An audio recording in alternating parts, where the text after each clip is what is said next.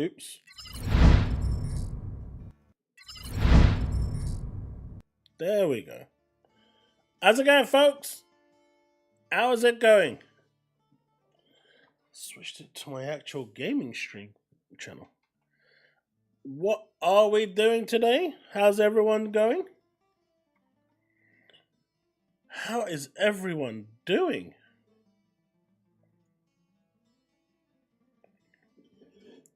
Steve, Woodbit, Bullets, Taz, Devin, Shifter, Pony Esquire, Jacola. How's it going, folks?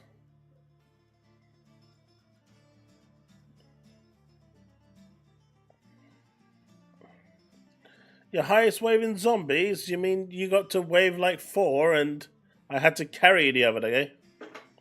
Oh no. Oh no. Don't you drop. Don't you drop.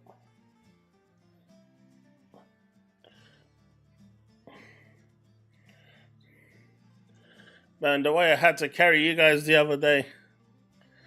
It was crazy. Late work finish, unfortunately. Late work finish. Hence why I had to start the stream a little later today. I got put back on that demon project, unfortunately, so it's only for this week, but it's probably going to be a reoccurring theme for the rest of this week. Of course, of course. I was carrying you all on my back. I mean, I was carrying you guys so much, I've actually strained my back.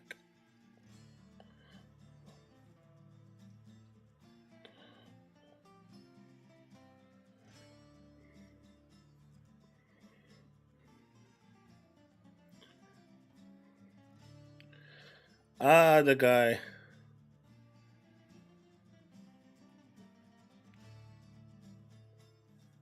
You don't get it, do you? Your delusions of grandeur are so vast that your stupidity outshines your IQ. Don't let it do that, man. Don't let it do that. Don't let your stupidity outshine your low IQ. Not here. This is not the place to have your low IQ be outshined by your stupidity.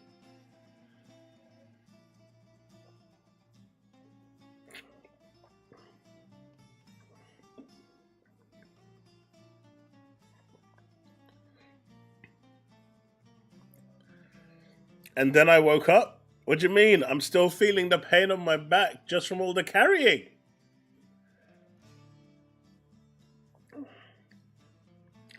A couple hundred more? How about we're talking a couple thousand more?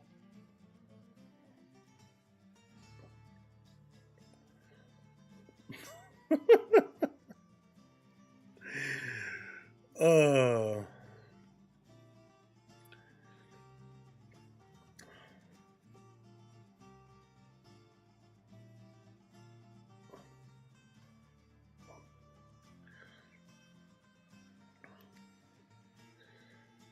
So what are we up to? How's everyone been this week?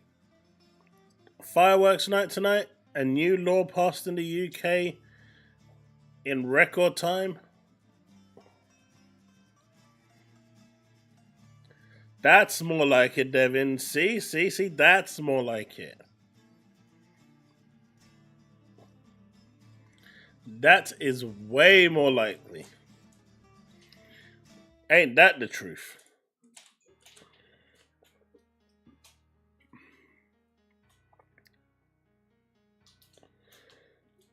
So man, the backpedaling from them has been quite strong, huh?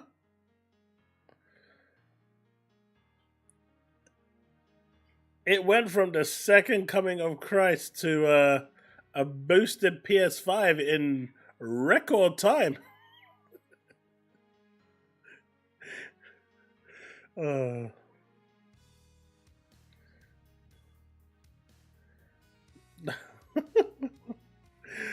Oh man. The best part is they're all backpedaling except for one person who was quadrupled down on the whole thing. I'm telling you, man, the gods of Olympus have yet to abandon his stupidity. He is still gung ho about it. It's hilarious.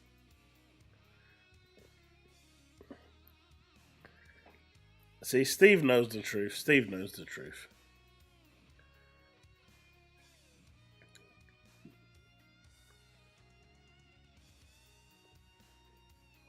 So what have we all been playing?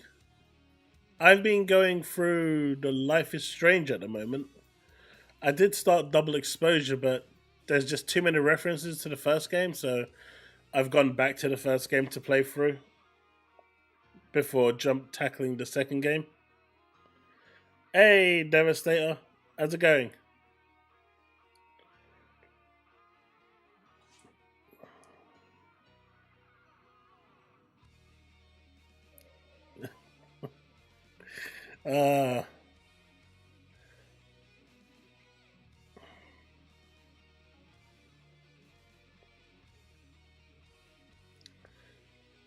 COD is best on wherever my wallet prefers it, and at the moment, my wallet prefers it on Xbox or on my PC.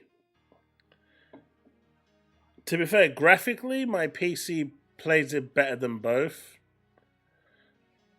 PS5 Pro, and Series X. So I guess my PC is where it's best played.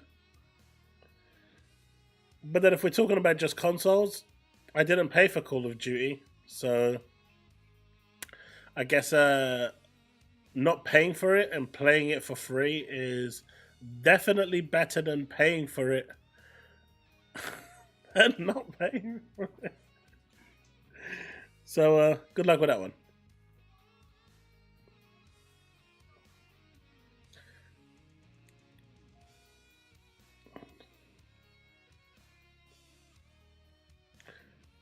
If your wallet prefers the best, you'd be on PC. Unfortunately, your wallet doesn't prefer the best. So, not flying, bro. Not flying.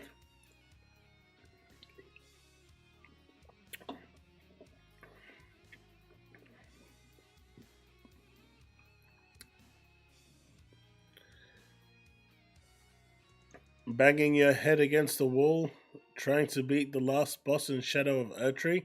Nah. There's a reason I don't play those games. That is exactly part of the reason.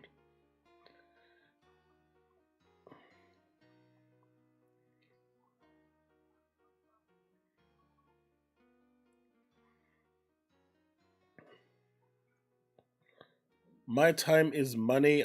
So you don't get time to press a power button and then boot up a game? So you have the time to press the power button on the PS5, but you don't have the time to press a power button on a PC. You have the time to press the X button on a PS5 to start the game up, but you don't have time to double click an icon on your desktop to boot the game up and play it way better than you could ever play it in terms of frames, graphical performance, and for that. Are you this backwards? Talk about exposing your stupidity. Come on, man. Next is gonna tell me, oh, you got to tweak like a million settings, and it takes like half an hour to actually get started, and all this and all that, mate. Those are myths.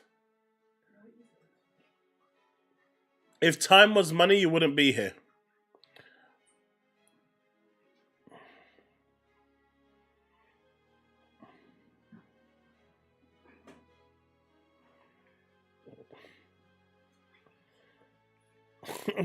DJD, I can't. I'm not sure if it's either at this point.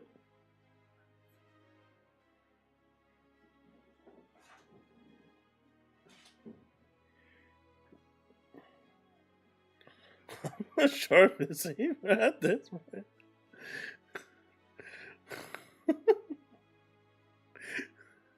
I know I'm gonna have a lot of fun today.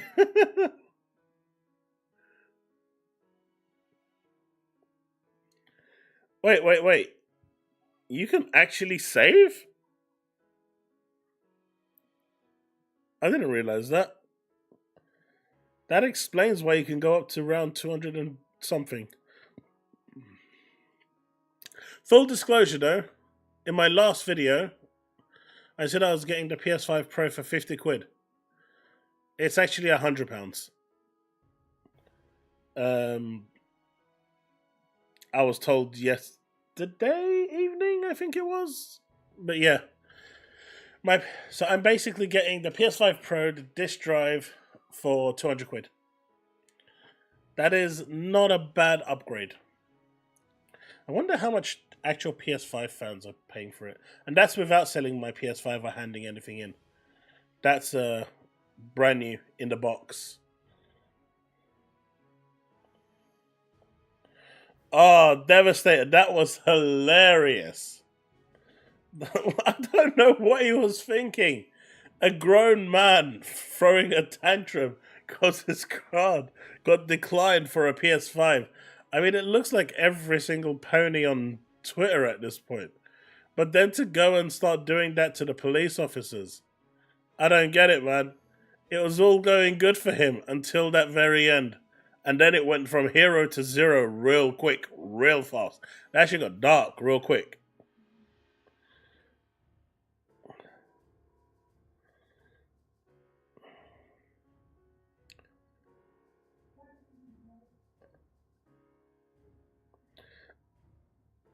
Yeah, I was super happy. I actually picked it up for 50 quid. I cancelled my PS5 Pro with Sony. I mean, 50 quid is a good deal, right? For a PS5 Pro. And my buddy told me that I have to actually give 100. Which, it still isn't bad. It'd be nice for 50. If I sell the disc drive, which is going for £300 on eBay at the moment, because you can't buy them, at least in the UK anyway, I can make my money back and be £200 in profit, and then when the drive becomes readily available, buy it again and still be in profit. Hey, Chille, thank you for that 8 months.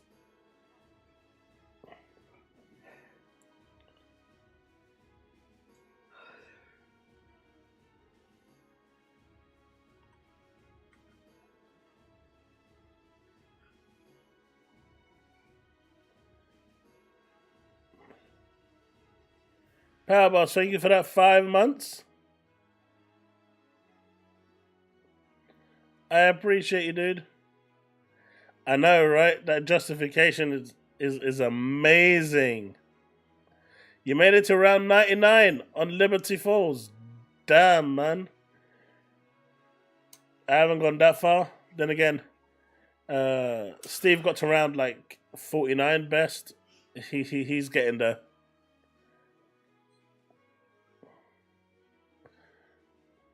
Powerboss, we just started.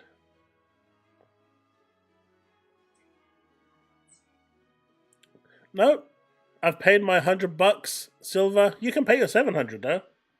You see, time is money, right? And my time is worth way more. And if I see a deal for $100, I'm gonna take it, even if it is. So you enjoy yours for $700. I'll enjoy mine for $100.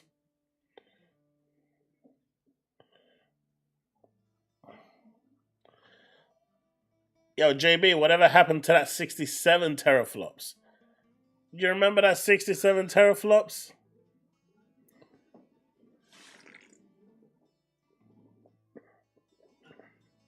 I know, Steve. I got upset when he told me I had to pay an extra 50 quid. It's a bit sad. But it's all good. It's secured now. £100.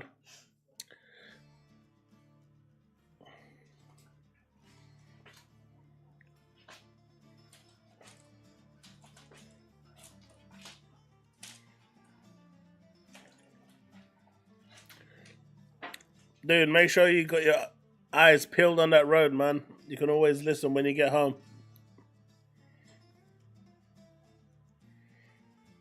Did he, did he really? No way!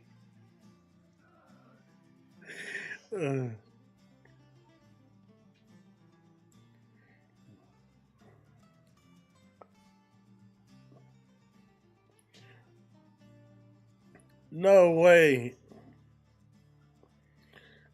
Good, good.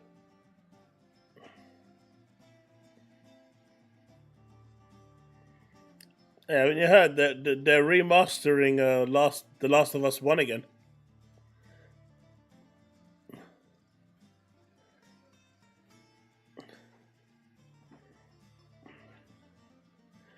Unbelievable. I just love the fact that, you know, their boss came out, their head honcho, and said, by the way, guys, I know you guys have been fabricating all of this stuff, but you guys need to temper your expectations.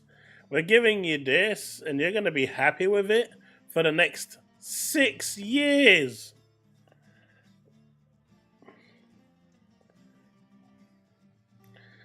I mean, Power Boss, would you put it past them?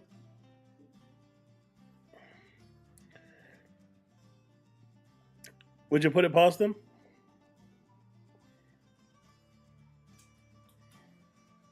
Would you put it past them?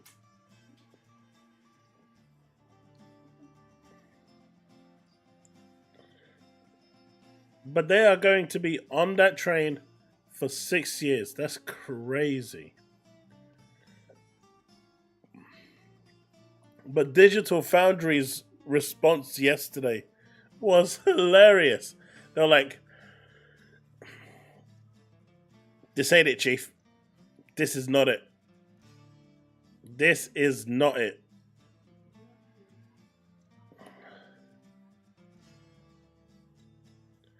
That's so weird. That should have worked and it didn't work, and I'm a little upset it didn't work.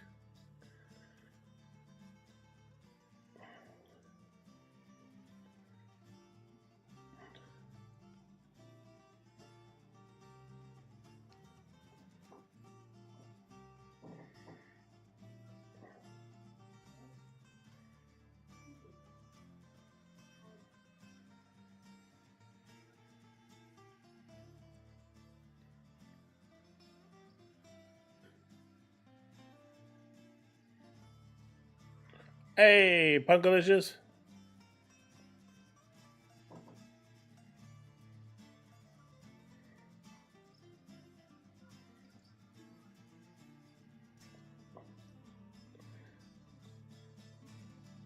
Mate, it's crazy.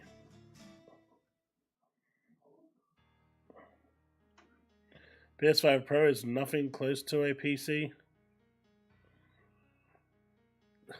I mean, to be fair, Sanchez, it did launch with a browser, but then Sony realized that PlayStation fans immediately flocked over to Game Pass and GeForce Now.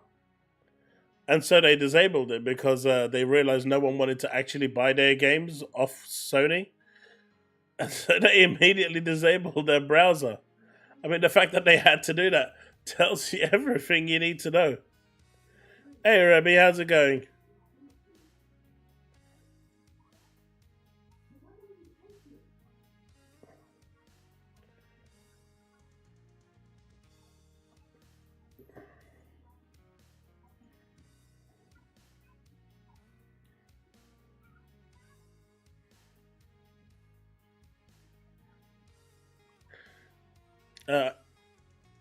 I put the clip in my video yesterday, but they basically looked at it and said, right, so all that talk about 33 teraflops and 67 teraflops and all of this, basically, it was all made up. Never happened. Was fabricated. You know that clip from Star Trek with Riker that they put out? Not happening. Never was. It's a myth. Fabricated. Not a thing. Not a reality. Pretty much that.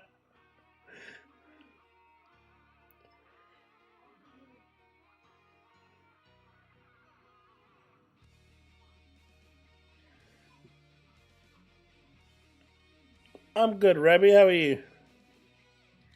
It was false. It never happened. Oh, that Riker beam is so perfect right now. It's like the best thing ever. I'm good, Rebby. How are you?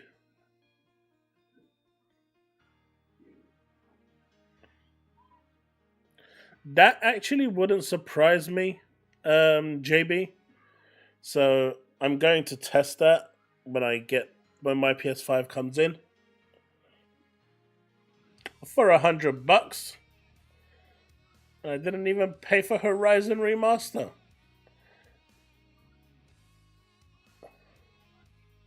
Non-Sony loyalists are eating good.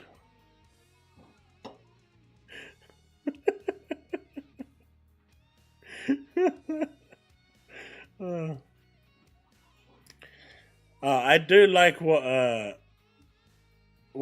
that unblocking feature that Elon has done on X. Oh man, that has been hilarious. So, mate, apparently I've been. I mean, every one of you know, right? I'm not really a salt channel. I haven't really been mocking anyone outside of D. He kind of deserves it though, because that guy is. I think he's just drank too much of the Kool-Aid. But anyway, I get back on point. Apparently, these guys have been. I've been living rent free in some of these people that blocked me.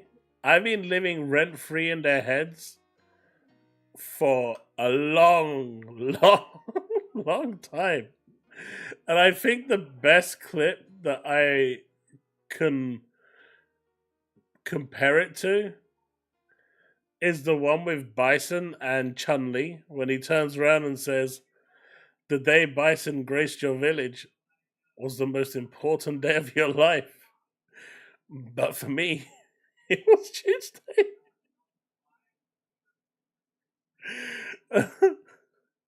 It's hilarious. While they're over there amongst themselves in the stables thinking they've got a one up on me, I'm living rent free in their heads. I don't even know they exist. Ah, how pathetic can you get?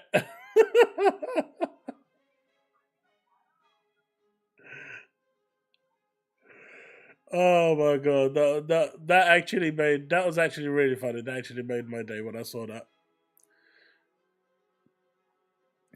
Did I watch Crap Game Reviews? No, I haven't seen his video.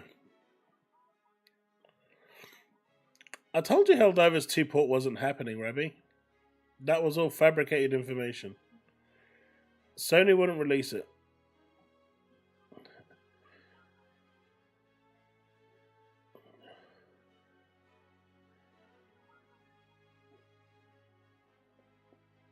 But hey, Halo has their own version of it now, right? It's a mod, but it still works.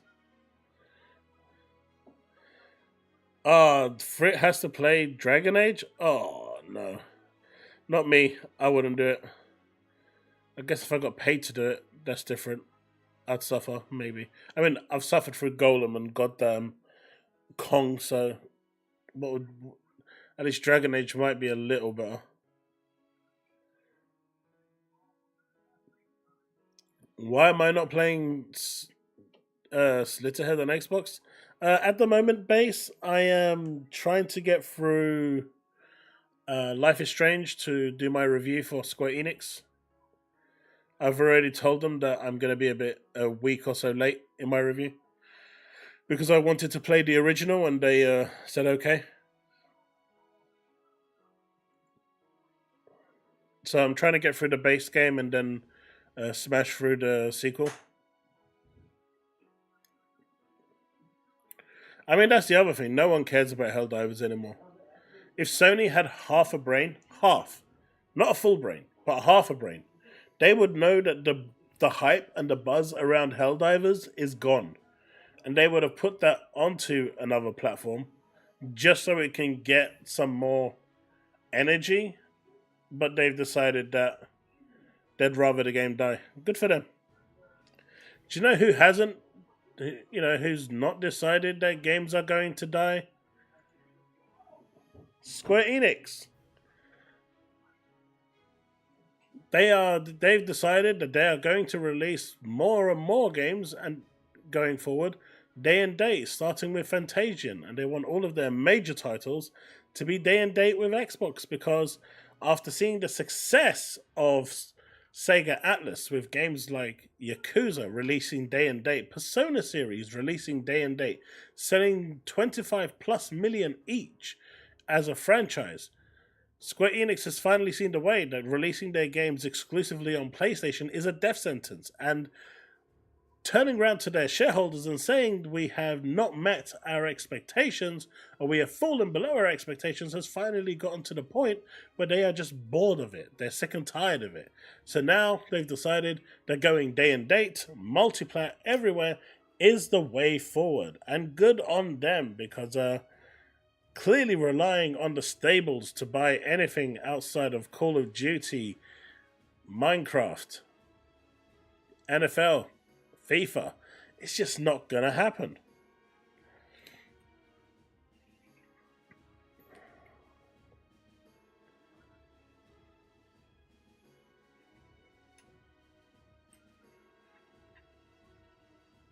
Blade won't be exclusive. Fable will stay, Gears of War will stay, Halo will stay. Blade is going to go multi-platform.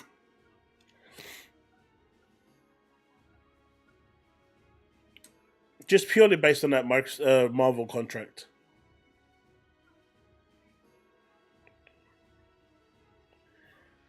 That Ninja, I will always say this, right? And I will always say this, and I'm going to highlight that as well. If you enjoy a video game, don't let anyone else tell you not to play it. Your money, your time, your entertainment. My views and my reasonings as to why I'm not playing it should never influence you and yours. If you like the game and you want to play the game and you're a huge fan, or if you're simply just having fun playing it and none of that political stuff is bothering you or affecting you or influencing any of your decision, power to you, dude. Enjoy the game. That is what gaming is there for. Always enjoy the games you're playing. I like Anthem, and if they reboot Anthem today, despite all the crap that Anthem got, it was one of my most enjoyed games. If I listened to what everyone said, I would have missed out on a game at its time where it was just so much fun to play. Always decide for yourself. Reviews and impressions are just there as a guide. So always play if you have a chance and enjoy.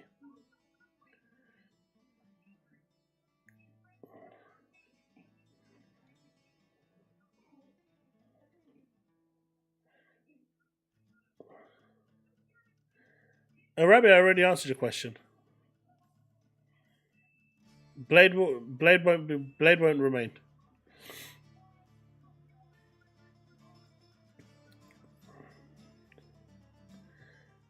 Yeah, it's a shame they never continued it, but Ben Ervo, who was one of the lead project directors, who's no longer at BioWare or EA, has actually tweeted saying that he wants to revisit.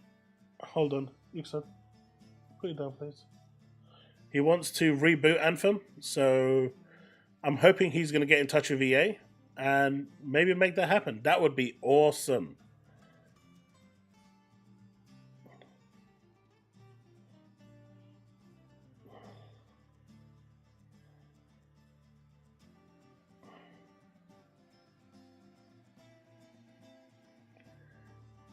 Rabbi, I said Halo, Gears, and Fable will stay. Blade will go.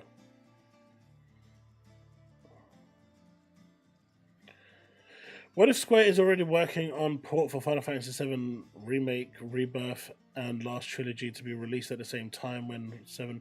they can't do that, Byron, because Sony has a contract to prevent that from happening. Even with PC. For day and date.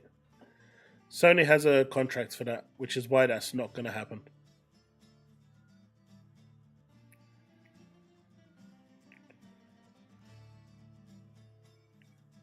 Anthem worse than Dustborn.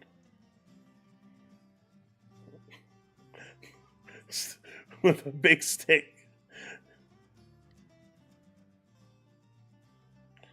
Yeah, Crap Gamer, he's I wouldn't watch him. He's I don't know what he wants in the end.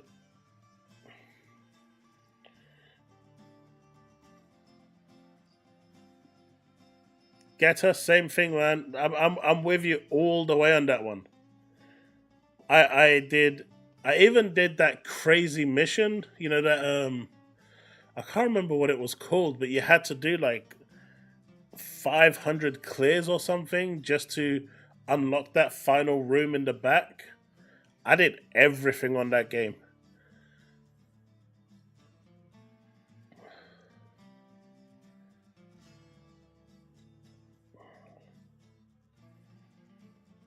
I like flying, diving in water in Anthem.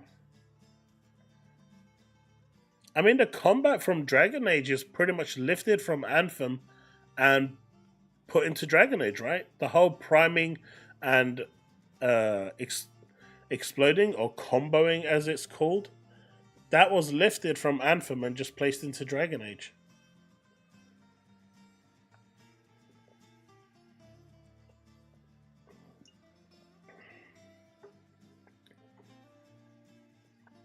On stream, no. Jacola, I saw you beat Metaphor. At least Anthem is still playable today, Sanchez. At least Anthem is still playable.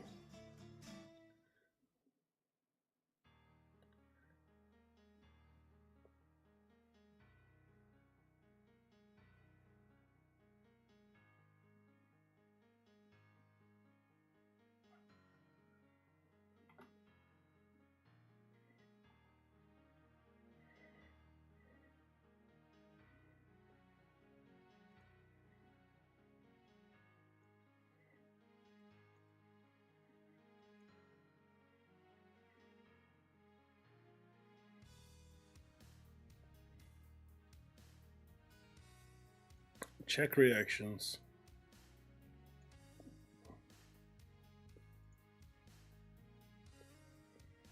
Tomori has... Wow, the dude had 2? Interesting.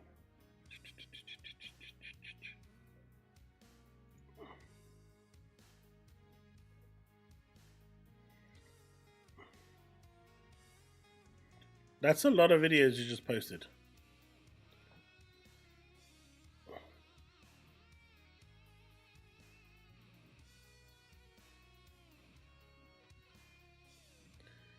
Grifter getting the PS5 Pro?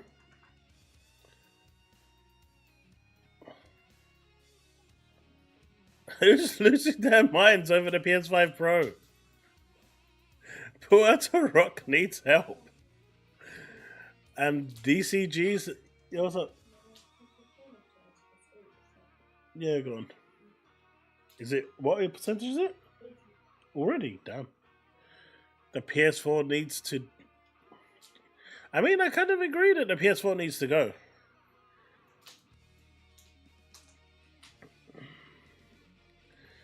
E.T.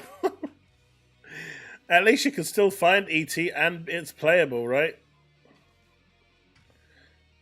Stalker 2 is a weird one. The developers have said that there's no plans for a PS5 release and that, you know, they want to keep it exclusive to Xbox, so we'll see. It's up to the developers at the end of the day.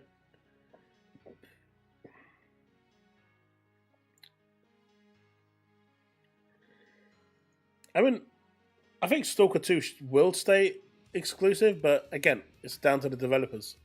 Microsoft really has no control over that. Mate, everything sold better than Concord. Did you see Colin had a W? I did not. That's a rare occurrence in itself. That is indeed a rare occurrence in itself.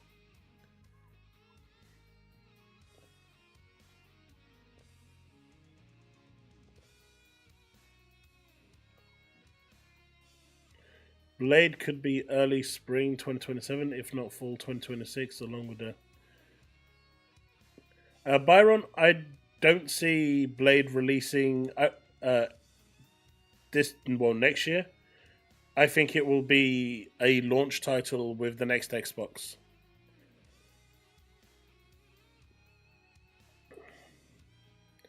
That to me makes a lot more sense. But it'll be interesting to see what the next Xbox is going to be, right?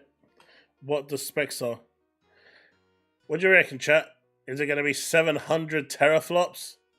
900 teraflops? Oh man, it gets better, right? It gets better. The PlayStation situation just gets better, right? So you've got this over here, which is the spec sheet.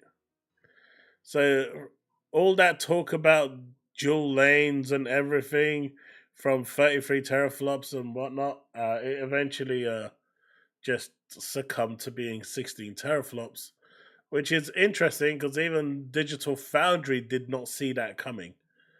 And what I said in my previous video was that you can have an RDNA 2 chip with some RDNA 4 features, but I was called crazy for it. But the weird one was the RAM, right? Because they've got 16 gigs of DDR6 RAM, but an additional 2 gigabytes of DDR5. But it looks like they're only getting 1.2 gigs of extra RAM available for the console. The remaining RAM, I guess, is going to go for Pissa or something else. But developers from the extra 4 or 5 gigs of memory are only getting 1.2 gig extra. That's rough. It's like all their hopes and dreams started to wither away. They were expecting this mad 4090 capable machine, and now it's dropping back quite drastically to a 6800.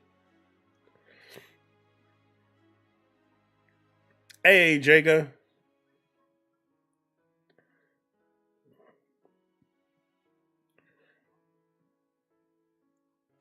It will beat the 7090? Man. You know what, chat? Considering the PS6 isn't coming until 2030, according to Sony, although after Xbox releases their console in 26, I can see Sony changing their plan and pushing that date to 28. Do you reckon we'll get like the 6 or 7 series by the time Sony release their next console?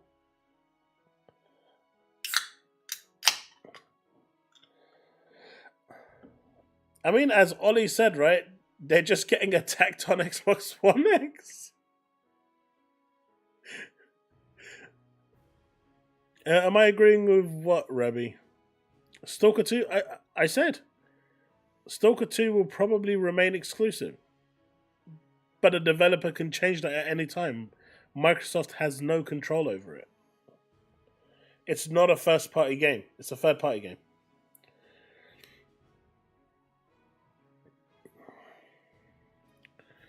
Yeah, so 26 will be the 6, 28 will be the 7. So what you're saying, Steve, if we're going by Moore's Law, by 2030, it's going to be the 8 series, and they're still going to be on Zen 2? Oh, shit.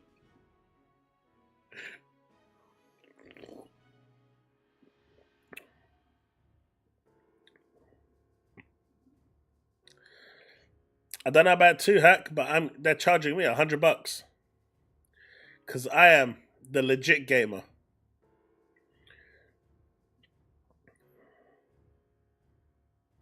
I mean, I can't control it, Rabbi. It's down to the publisher.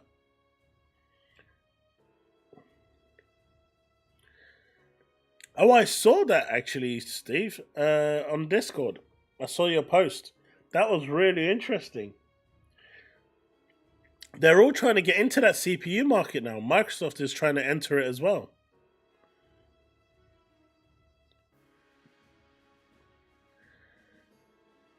Okay, Okay, let's address this, right? Let's address this. Because I think we need to address this. So you are sitting there, or standing, or doing the splits. I don't know who you are. But you could be a dog for all I know. That's really intelligent.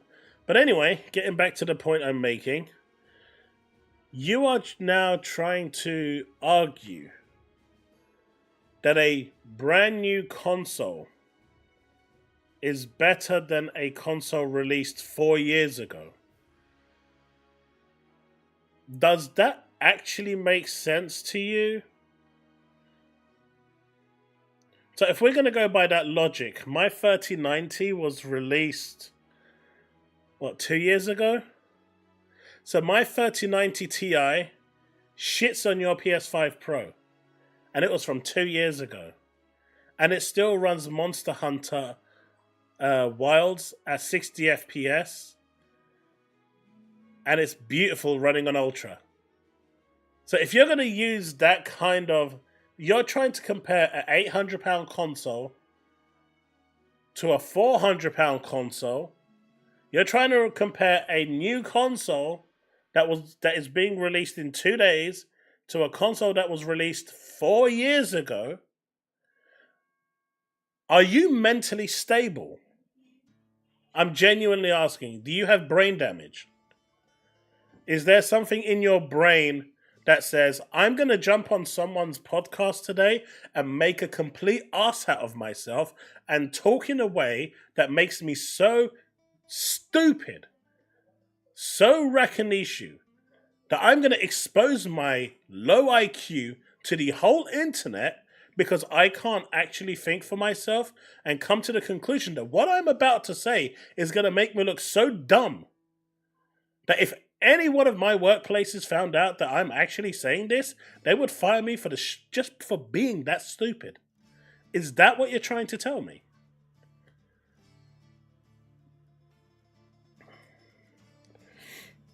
Your ray tracing isn't even better than the lowest spec PC. The lowest spec! Your forefathers at Digital Foundry said this. Your godfathers. They exposed you for that.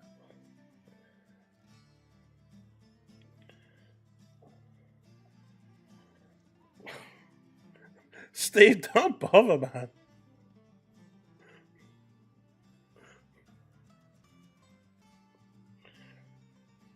My 30 FPS PC. My PC is better than anything you have to throw at me. Obviously, there are people in here I know that have got better PCs than me. But I got a better PC than your thing. It's like, it doesn't make any sense, right? Like, it's like, you've got to be really special to come out with that.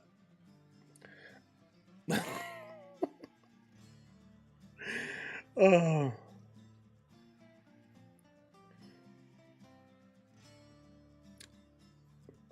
The PS5 Pro's biggest mistake is the CPU. Everything else is fine, but the CPU being the same was its biggest mistake.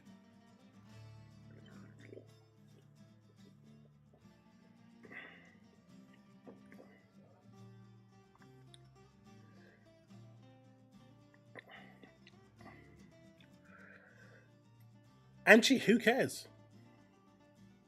My PC does. Again, you're comparing it to a console released 4 years ago. So I'm comparing it now to a PC I built 2 years ago. And my PC from 2 years ago can do path tracing. Whereas your brand spanking new $800 console that you're paying $800 for, and I paid $100 for. I mean, how does actually let me get that through. How does it make you feel that I'm paying $100 for a PS5 Pro? For a brand new in the box PS5 Pro, I'm paying $100 for it. I almost got away with $50, but it became $100. Paid for it, signed, sealed. I'm getting it in 2 days. How does that make you feel that you, as a loyal, gung-ho PS fan, are paying out the butthole for a console that ain't worth the money. And me here, who is not a loyal, gung-ho Sony fan, is only paying $100 and I'm getting the same hardware as you. How does that make you feel? Oh, I've got money.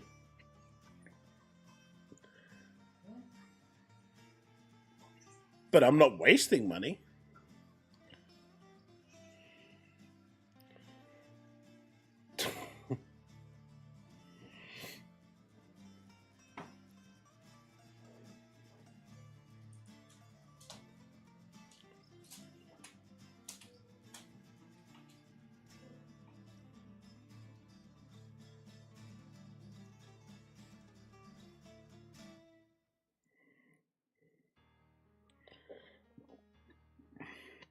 Steve, they're butthurt.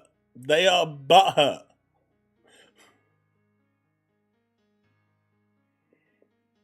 David, the pros, the mid-gen refreshes in general are a scam.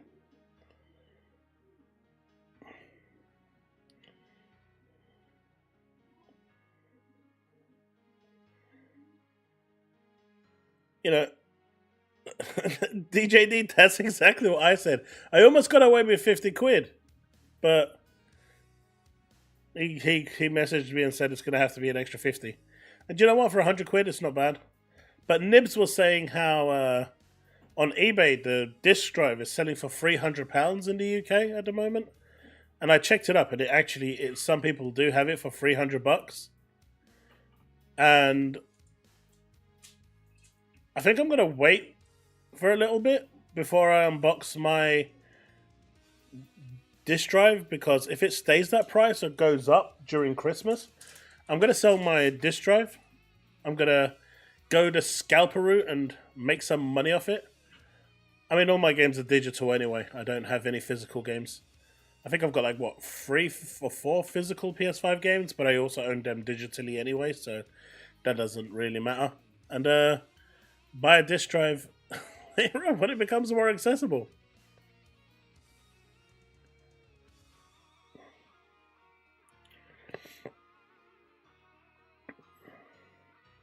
The 1X was a great machine.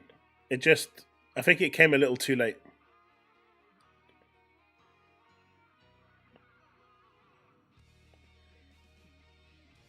A shadow?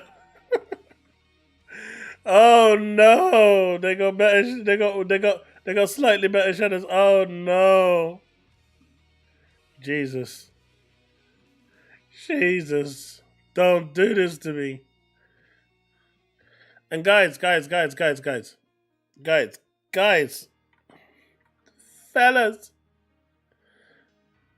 here's Sony's response to FPS boost. They will enhance the image quality for PS4 games.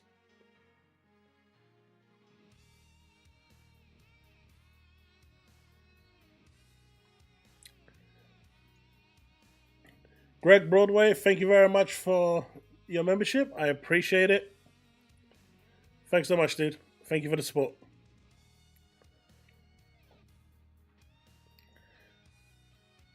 Oh man, we have another one that can't actually another one that's been taken over by the D Kool-Aid.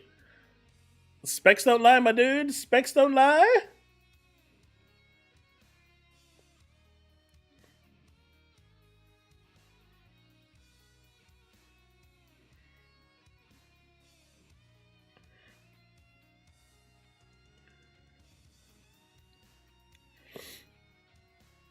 Call of Duty is a different breed, right? But I'll get to that in a bit. So, instead of going the FPS route so people can finally play Bloodborne at 60 FPS, you know, something that their fans have been wanting for God knows how long, instead of that, they've decided that they're just going to give you an image boost quality. Can someone tell me what the difference is? Seriously.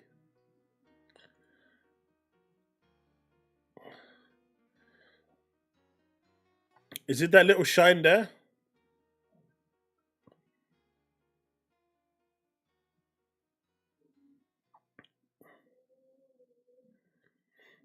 I mean, the pictures aren't identical, so that could also just be the reflection. It's ever so slightly off, but is this what they're capping for?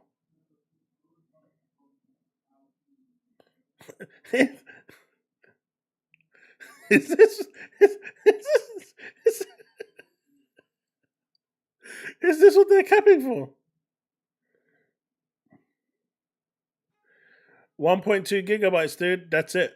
It's got 1.2 gigabytes more. That'll be consumed by your higher textures. So it's not going to do anything for you. Again, you're talking like someone who says they have a lot of money, but you haven't got the knowledge to back up that money. You really should read up on stuff and find out how things work. Again, if you had a PC, you'd know this stuff. You'd know the technical side of gaming. You'd know that in order to have higher fidelity, higher graphics, you need to store more stuff. So that 1.2 gigabytes of extra memory isn't going to do you anything valuable in terms of gaming.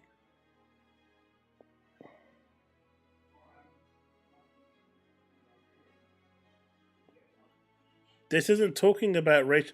And I prefer that image that you showed. I actually prefer the Xbox reflections on that.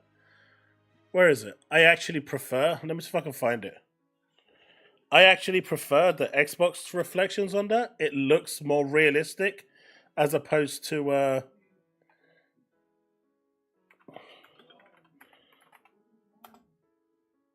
the weird, like almost symmetrical stuff that they've shown. If someone has a picture of it, send it to me so I can bring it up. I've just Googled and I can't find it.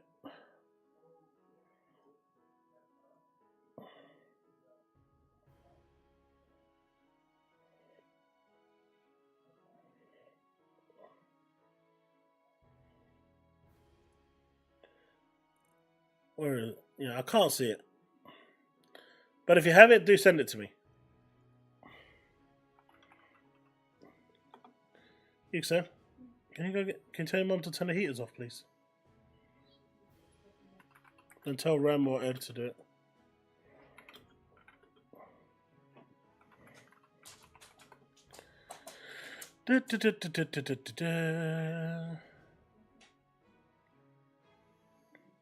Yeah, not even Google has it. Yeah. Thank you.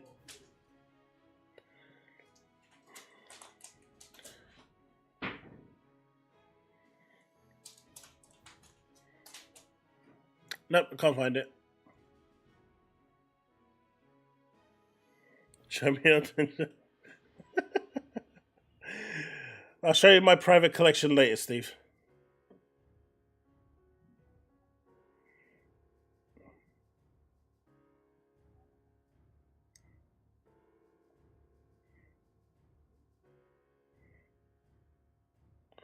Uh, 16 gigs is not for gaming power, boss. Only 13.2 gigabytes is given to developers for gaming. So they're going from 12.5 gigabytes to 13.7.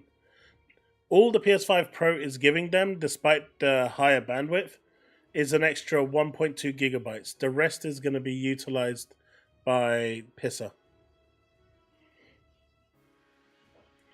I didn't see your question, Rebby.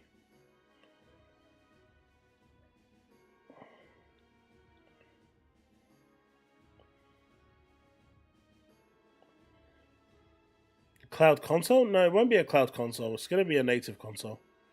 The next gen console is going to be. The next Xbox isn't going to be cloud based.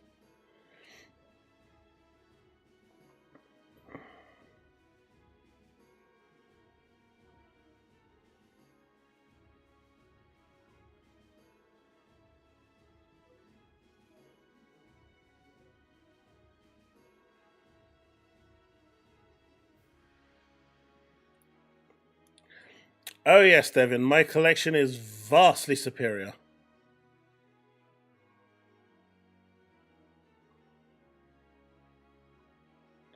It's literally here.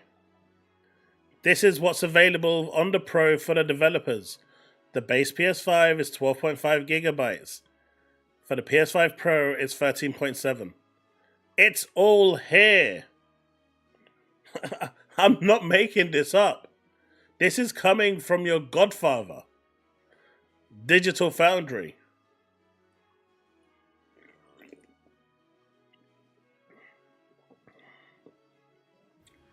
I don't think the next Xbox is going to be cloud-based. That would be stupid. And there's nothing out there right now to indicate that it will be. Oh, mate, my adult games are insane. We don't talk about my Steam collection. There's a reason why no one knows my Steam collection. And I know that's getting clipped. But Steam is a wonderful place.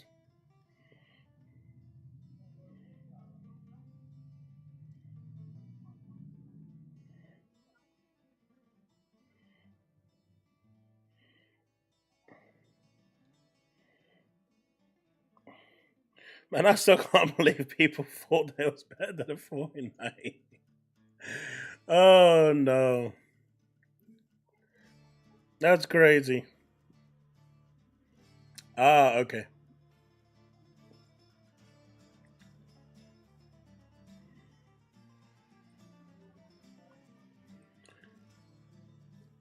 It's crazy, though, right? It's crazy.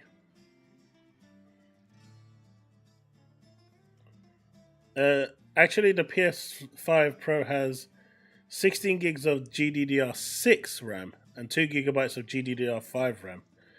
They're used for different things, but what's available to developers is 13.7 gig. The rest is being used by system memory. They've already disabled the whole switching ability, the quick resume on PlayStation, which was taking up some memory. So they've disabled that. I guess they've not really seen a lot of people use it.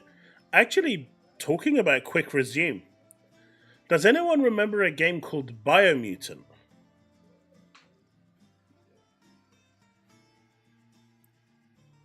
Is it DDR5? Okay. But does anyone remember a game called Biomutant? It was released, I think, like a couple years ago.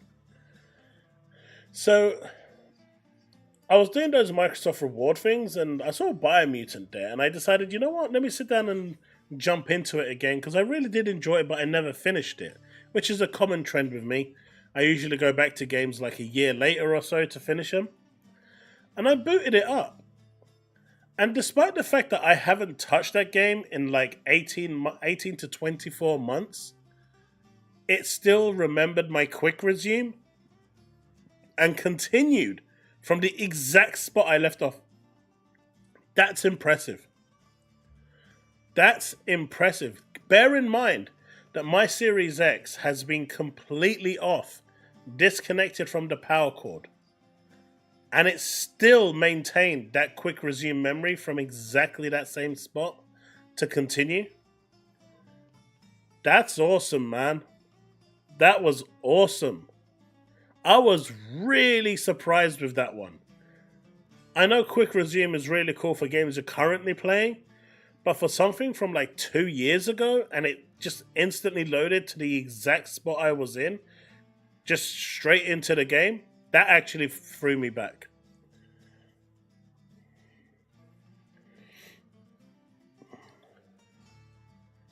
Me, what do I have? I have a PS5, soon to have a PS5 Pro, a Series X, a Nintendo Switch, a PC that's powered by a 3090 Ti 12900K i9 CPU with 32 gigs of RAM.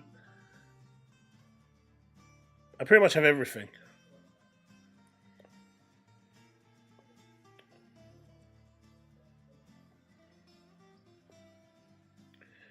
I was going to go with the 4090 graphics card, but with the 5090s coming, I'm going to wait for a bit. Wait for the first batch of the 5090s to come out, let that get out of the way, and then look at the second batch of the 5090s. And if I see the need to invest in it, I'll invest in it. Right now, Monster Hunter Wilds on my 3090 Ti runs at above 60 FPS on my PC, so at ultra settings as well. So I've got at the moment, I'm good. I'm eating good.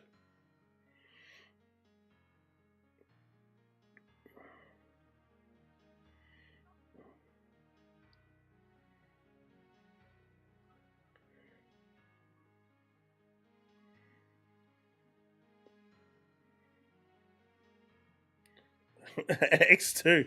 Jesus. $6,000? Wait, where are you guys getting these numbers? Who's feeding you this rubbish?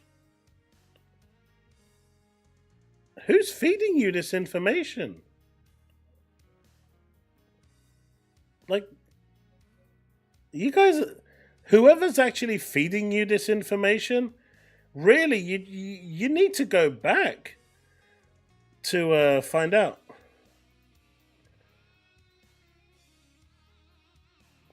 I have a juiced PC. What do I have consoles for? I've got kids, dude. I can't always be on my PC. I mean, I've got a Steam Deck as well, and I want to get an Asus ROG Ally X because I'm going to probably get rid of my Steam Deck for an Asus ROG Ally. But I can't always be on my PC when I'm out and about. I mean, my kids are fine when I tell them I want to make a video or when I'm streaming or when I want to play a bit of games. But, you know, if they're sitting down and playing some games, then I don't want to kick them off. So I jump on my Xbox or my Switch or my PlayStation and play games. Like, for me, it works. Having a bit of everything works. And with Xbox, you have the whole play anywhere. So you can start your game on PC, and if my kids are using the PC, which they often do, I jump off onto the Xbox and I can just continue playing. When they're off, Xbox goes off and I jump back on my PC. So the fact that I can cross-save between them is really, really good. At least for me, it changed this whole play anywhere and the Xbox ecosystem over the past 2 years has really changed the way I personally game. And it's another reason why I kind of want to get rid of my Steam Deck, because I can't install Game Pass on there natively. So, and where I'm living at the moment, my internet isn't very good. So playing stuff through the cloud just isn't great. In my old place, it was phenomenal, so it didn't really matter. But here, it's not great. So picking up something like a ROG where I can just continue my gaming upstairs in bed and stuff like that is, for me, it just works. I hope that explains it.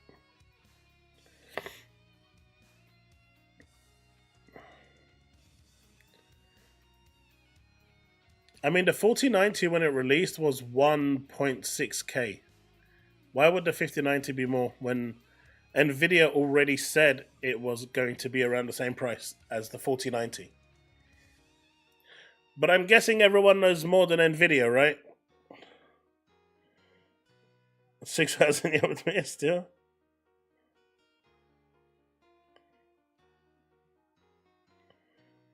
Other Pony podcast? Ah, right. That actually makes sense.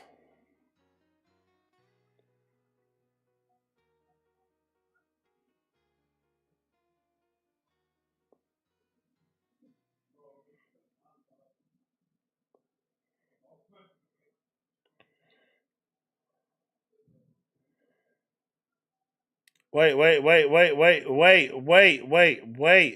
chat. I think Angie's finally lost it. When are they upgrading the PS1?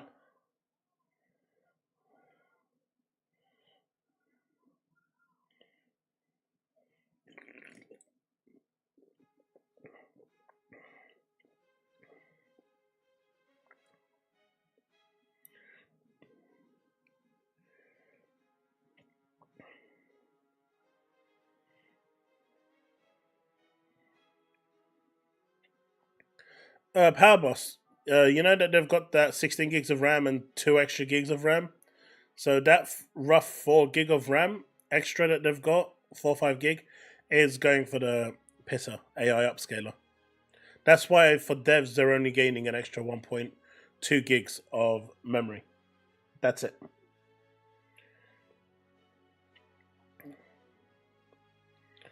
Apparently they're upgrading to PS1 and PS2 now.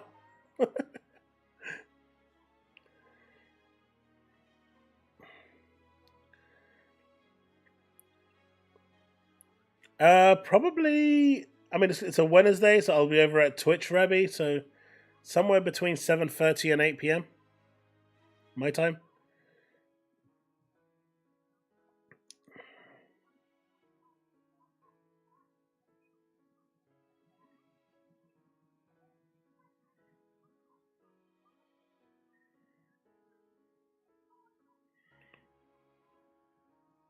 It's coming.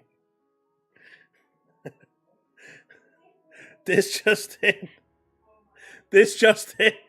PlayStation 1 is being upgraded. It's getting up.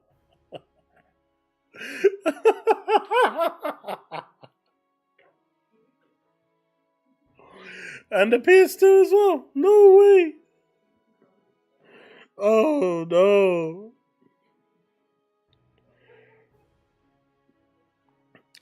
Like I said, Sanchez, I said, look, all of you remember, right? I said that the PS5 Pro is roughly around a 6800. That is the performance that you're getting. And everyone said I was full of crap. But there we go. But hey, do you remember how they were saying how the PS5 Pro was like the messiah? Now it's just a boosted PS5. That's it. Now it's just a boosted PS5.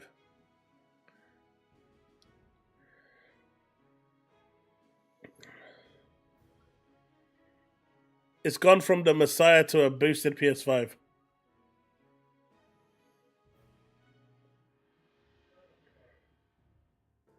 Oh, Chille, really? No, don't say that. I mean, I know the Super Pro version, the Super Quality version, runs at 30 FPS, and that's targeted 30 FPS, from what I've been told by friends. So it does. It's not locked at 30, but it's targeting 30.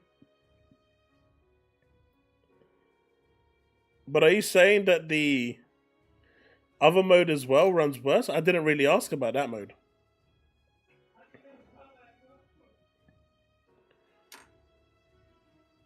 He's gone.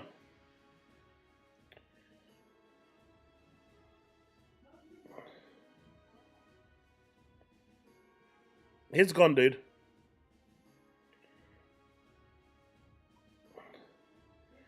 I just had to have that final laugh.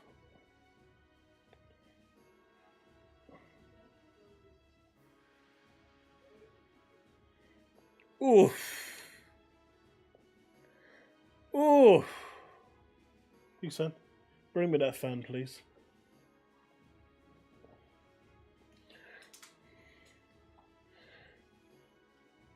Okay, I gotta ask you a question. Don't worry, you don't have to come into the camera. How much do I battle with you to get on my PC? 0. What's the first thing you do when you get back home from school? Get out my uniform. And then jump on the PC and playing what? Roblox. Yeah, that's what I thought. Oh.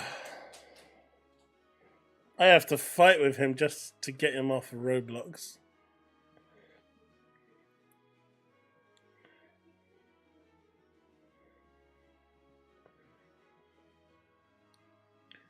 By the way, chat, are there any Dragon Ball fans in here?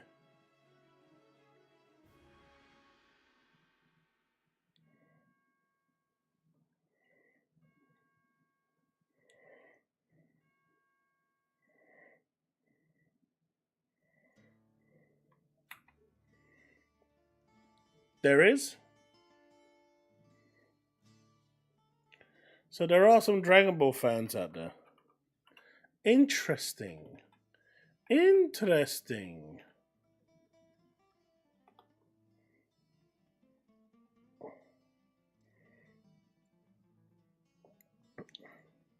This is most interesting. And I'm going to show you something now.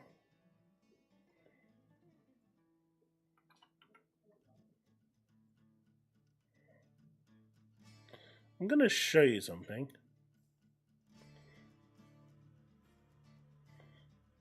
If I can find it. If I can find it.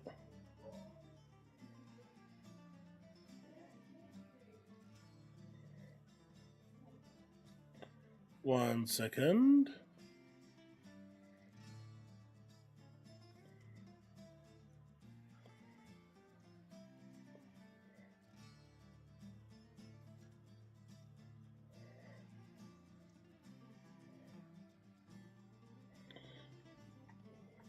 So my good buddy Chille has started a new channel for Dragon Ball. Now he's a really good friend of mine, and I really hope great success for him. I know he's a pony, but he's the salt-licking pony that we like, who often appears on my channel.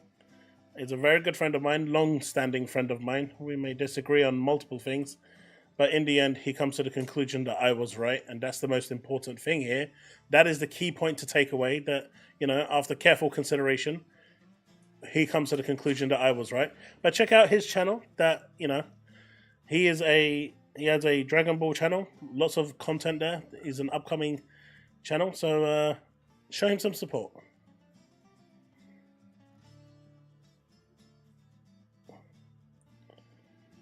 Yeah, he is, as Woodpit says, he is the sensible pony. He will argue with me, but come to the conclusion that I was right. And as long as, you know, we maintain that relationship, we're all good, right?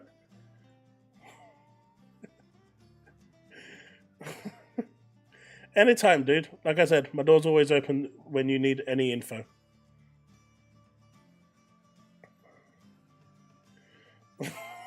Doesn't check it. Alright, so here we go. So PlayStation 5 in performance mode. Oh, dang. What? So it's not even the Pro mode, it's the Wow. That's crazy.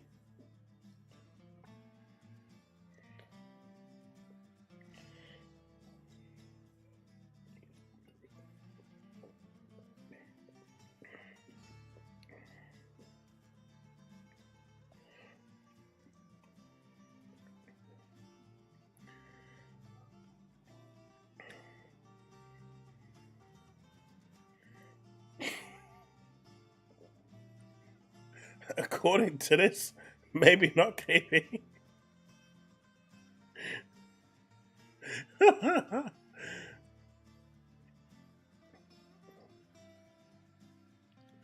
Oh, man. I mean, if you're talking about Xbox games playing better on a newer four-year console, then I guess you could say they play better on PC. The PS5 Pro is a newer console. It comes out in 2 days, and you are comparing a console that's coming out in 2 days to a console that is 4 years old. Again, I really want to know how that mental gymnastics works. I mean, also, you're comparing an £800 console to a £400 console. You are the same people that have a go at PC people that compare their £1,500 rig to your £800 rig and say, I am paying $1,500, but you're paying double the price of an Xbox. So it's okay for you to pay double the price, but if someone else pays double your price, then they're stupid. But not when you pay double the price. You're not stupid. Make that make sense. Hey, Talos, it turns out that since that unblocking has come out, Elon was... Oh, good old Elon.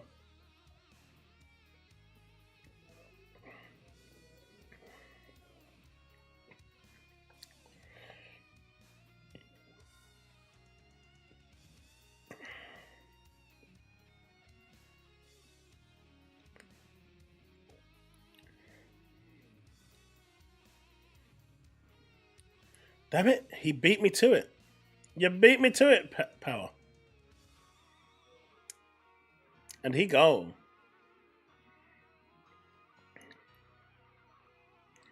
That's crazy, though.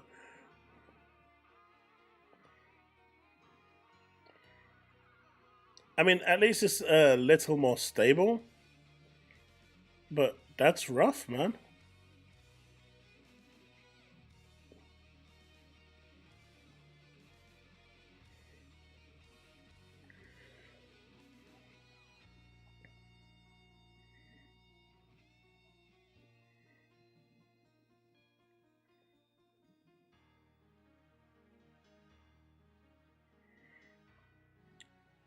That shouldn't matter, kid.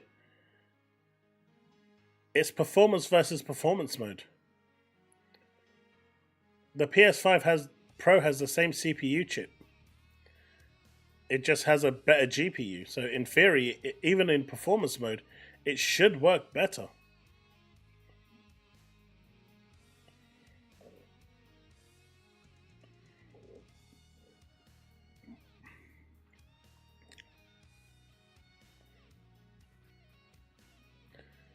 But hey, apparently,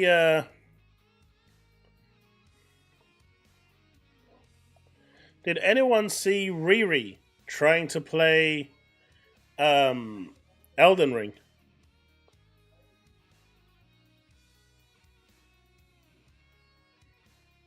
Talos, it's not so much the picture, it's the frame rate.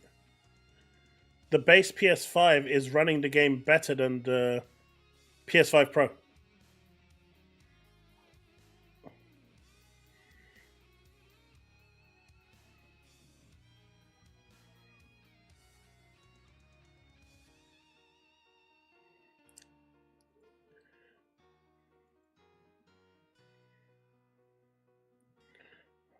Well, let's just have a listen to what he's saying, right? Let's listen in on what Mr. Riri has to say. Keep in mind, this is the dude that, one of the dudes that not only decided to block me, but also lie about things I've said. I don't really get that. Why is that a new pony thing? Where they block you, and then they lie about you behind your back so they don't get exposed. Like, Koala Man was doing it. J-Dub was doing it. I mean, J-Dub made racist slurs towards me. But, and Riri was doing it as well. Like, how many of these ponies literally have no balls?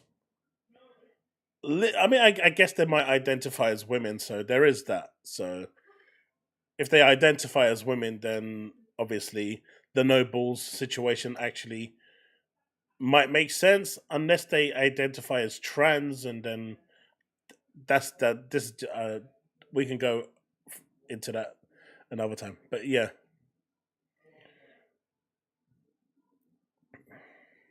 So apparently his 2080 Ti is stronger than most rigs. Let's listen to what he has to say. Few weeks or whatever, this is unacceptable. I'm pretty upset I caved. Yeah, I'm really disappointed. This thing, they raved about this game like it was the second coming of Jesus, and this game is in tatters as far as performance is concerned. Like, I've never played a game that performs this poorly. He is so hurt. Keep in mind, Kai Cenat actually did all this and didn't cry about it once. I mean, I'd be on my hands and knees begging for mercy and asking people to let me leave the game for reasons outside of my control. But Kai beat this game without any support or anything. Hey, Sefo.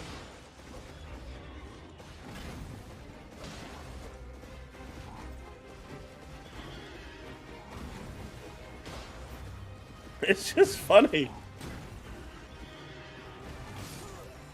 Yeah, I can't get consistent dodges. I think that's why I'm periodically saying I dodged. It's because of the frame stutters. It's not because he's just bad, right? It's not because he's bad. Like, it stutters, and then instead of dodging, I just stand there, and he gets a free hit on me. Like, numerous times, he just gets free damage, because I don't know why. I don't know why they... I don't know why the boss is getting free damage. Let me see. Maybe if I didn't stand there, or if I dodged properly, or if I didn't stand in front of his weapon, that might be a good reason. They did that. Why would you launch it running like this? How do you have a game that's based on iframes and dodging insane attacks? And just wait for it, right, chat? Oh, iframes are working there. Stutters. Iframes are working there. Iframes are working there. Iframes are working there. No complaints. Iframes are working there. No complaints. Iframes working. No complaints. Oh no.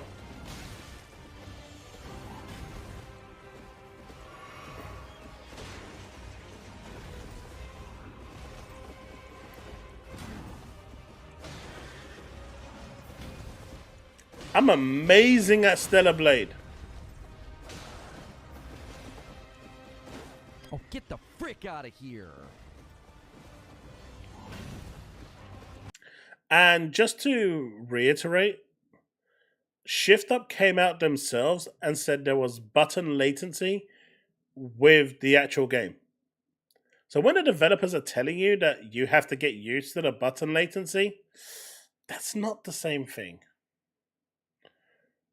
Although they did say if you have a VRR display, which I do not, that helps tremendously. But I don't have a VRR display. My TV hasn't broken yet for me to get one.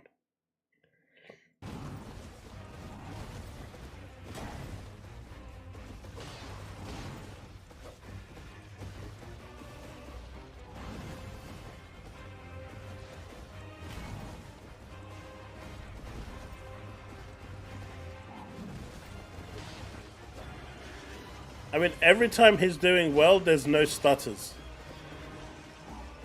As soon as he screws up... I knew not to do that. I got greedy. It's not a player fault.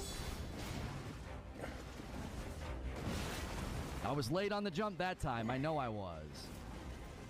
No stutter there. Ooh, I got lucky there. I know not to do that.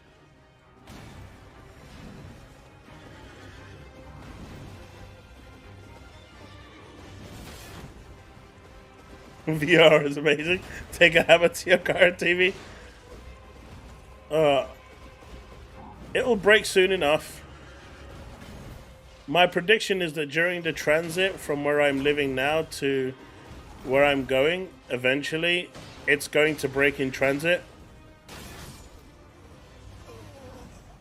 So I blocked that with my shield and I still died. Probably because my stamina wasn't full, and blocking takes stamina. Yeah, I think unfortunately we're trying to do something that you're obviously not intended to do, right? You're not intended to fight this guy like this, which that's Here fine, comes the that's fine. excuses. I knew what I was signing up for, but unfortunately I'm now noticing that the frame issues are seemingly affecting my inputs. I'm supposed to jump when he does that ground thing, and I'm doing it sometimes and it's working, and then other times I'm literally in the air and I take damage. So I'm unfortunately we're gonna so what we're gonna do tomorrow is we're gonna do a talk show. He's gonna have a talk show about how he's shit at gaming. And then it turns out he actually turned around to his community and said that he wants 1,000 members, 1,000 people to become members so he can build his PC. And that 1,000 members should be becoming members so he can, so he can go and build his super PC. That actually happened. Yeah, he actually turned around to his community and said that he expects 1,000 members so he can go and build his PC.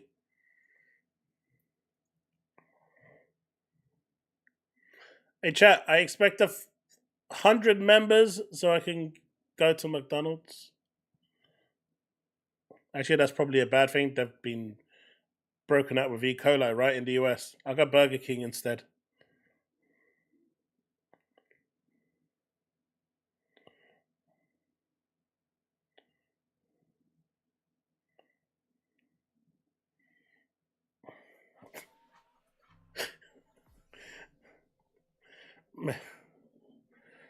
I mean, him and MBG do it. I mean, he's been the king at it, at telling people to subscribe as memberships. I mean, obviously, if people want to do it, great. If they don't, fine. Just turning up and being there is good enough. But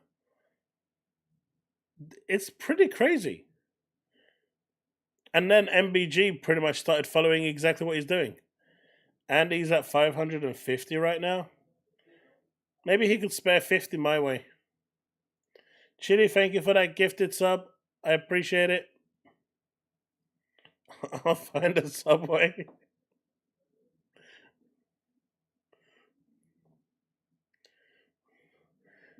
Yeah, I had spaghetti bolognese today.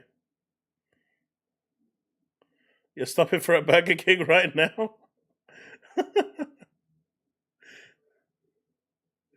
Oh. But one person who decided that in the absence of Peter Ovo and the non-relevance of Warhammer Dave, that was going to stand up and become the new face of Flip Flop, D decided to enter that battle. And you know what? Credit to the guy. Even when proven wrong, he is tripling down on this shit. And he is really going for it.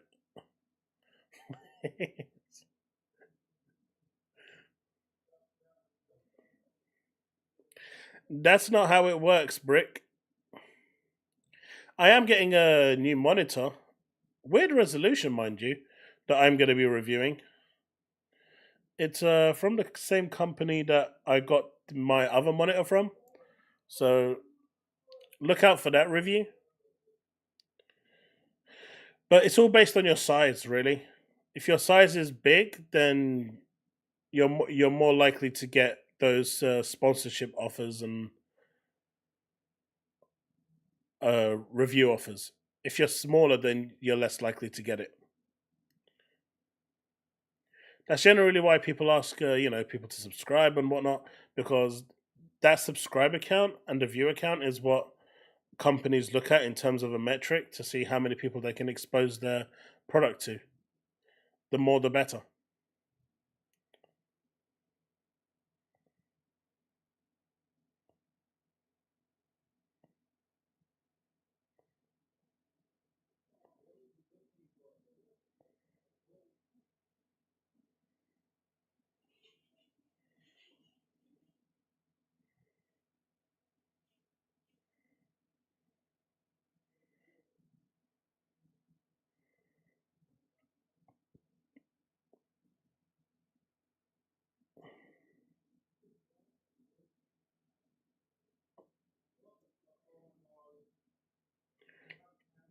Your mind goes the other way the moment anything that's not Gears related is mentioned.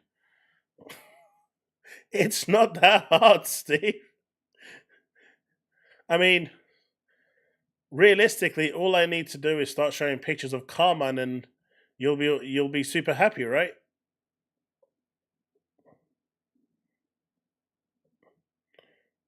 I mean, no one cares about Dom. Carmine is the new Dom.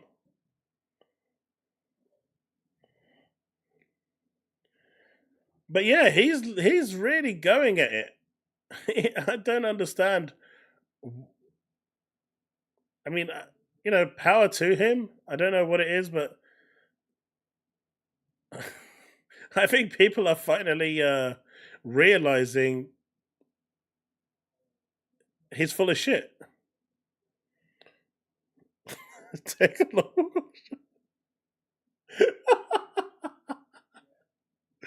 Chille,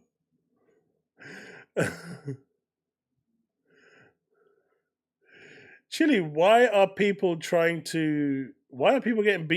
arrested for a Burger King?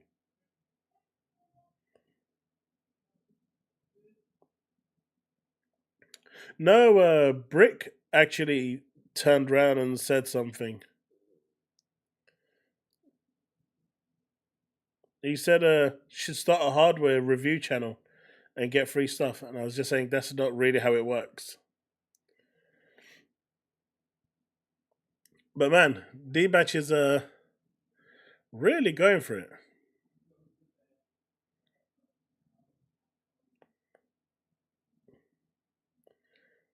I've never seen someone this gung-ho about something. It made me laugh.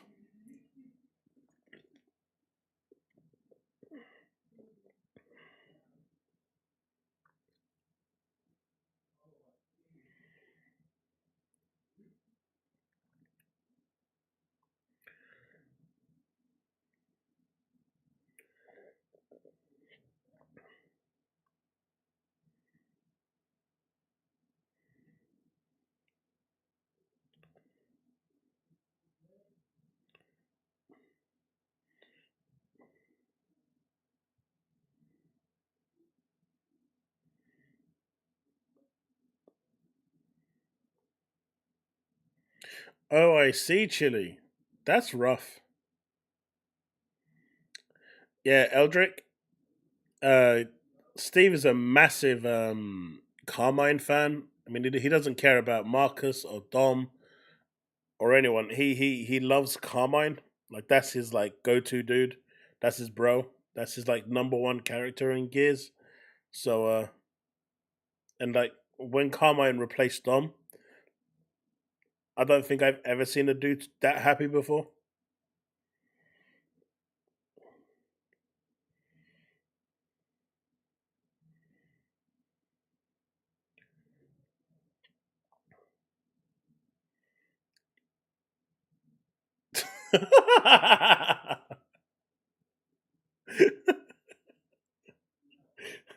Drive up to Hull. Whoosh, back to London. Gaz is in full trolling mode as well. The batch of moments before official specs released.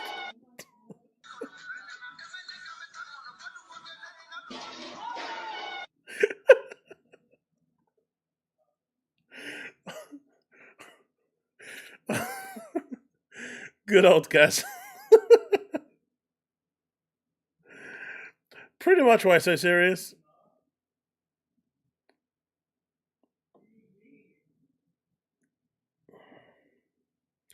Yeah, Steve created a bot and like made like 200,000 votes himself. I'm not surprised, Devastator, that he made it through.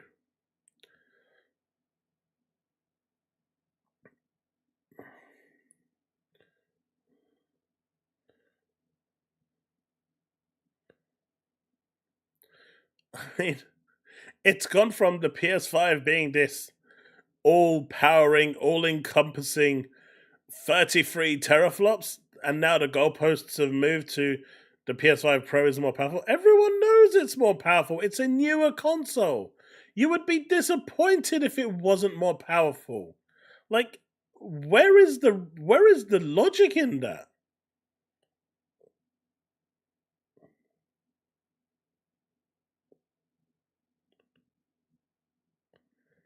Oh, I don't even know if that's gonna work. I haven't set it up on this new thing. Let me see.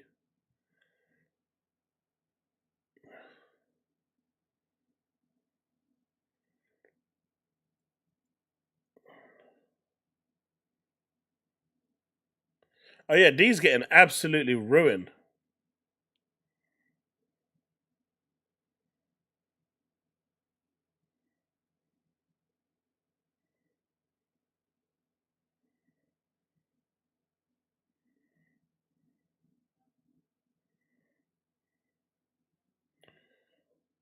Raiden.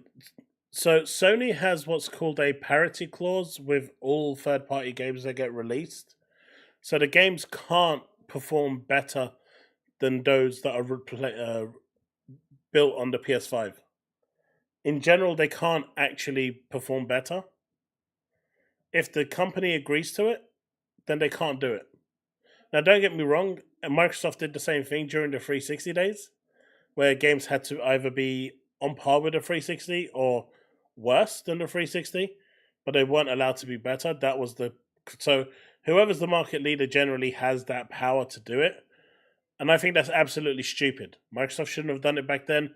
Sony definitely shouldn't do it now.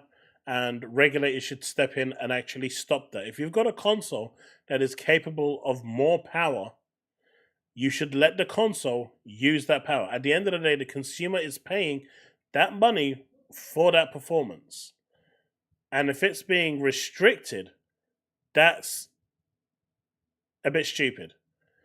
But now that the PS5 Pro is here, it means that the extra, performance that the Series X has, which even Duty Finder has said isn't being utilized, will now be utilized.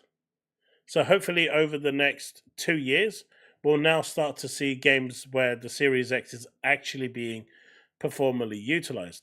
Now, you may turn around and say, well, why hasn't Xbox been doing the same thing? Starfield was in development way before the Series X came into play.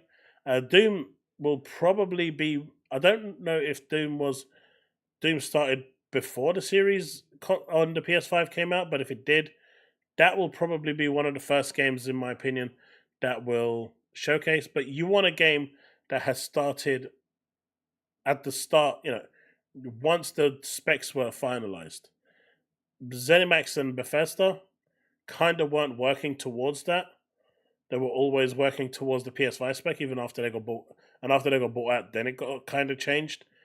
And Microsoft themselves have only released Hellblade, running on Unreal Engine 5, and we've seen that game utilizing the power. It looks phenomenal. Obviously, it's 30 FPS, but Unreal Engine 5 games are running in bad performance anyway, so that really doesn't make a difference. You see Wukong, it's no different. Unreal Engine 5 is just not running great at the moment. But Hellblade is probably one of the few games out there that utilizes the Xbox's power, and it looks great. Let's see.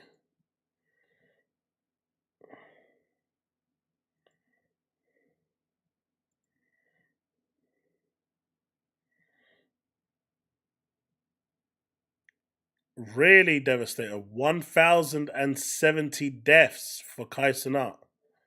Sheesh.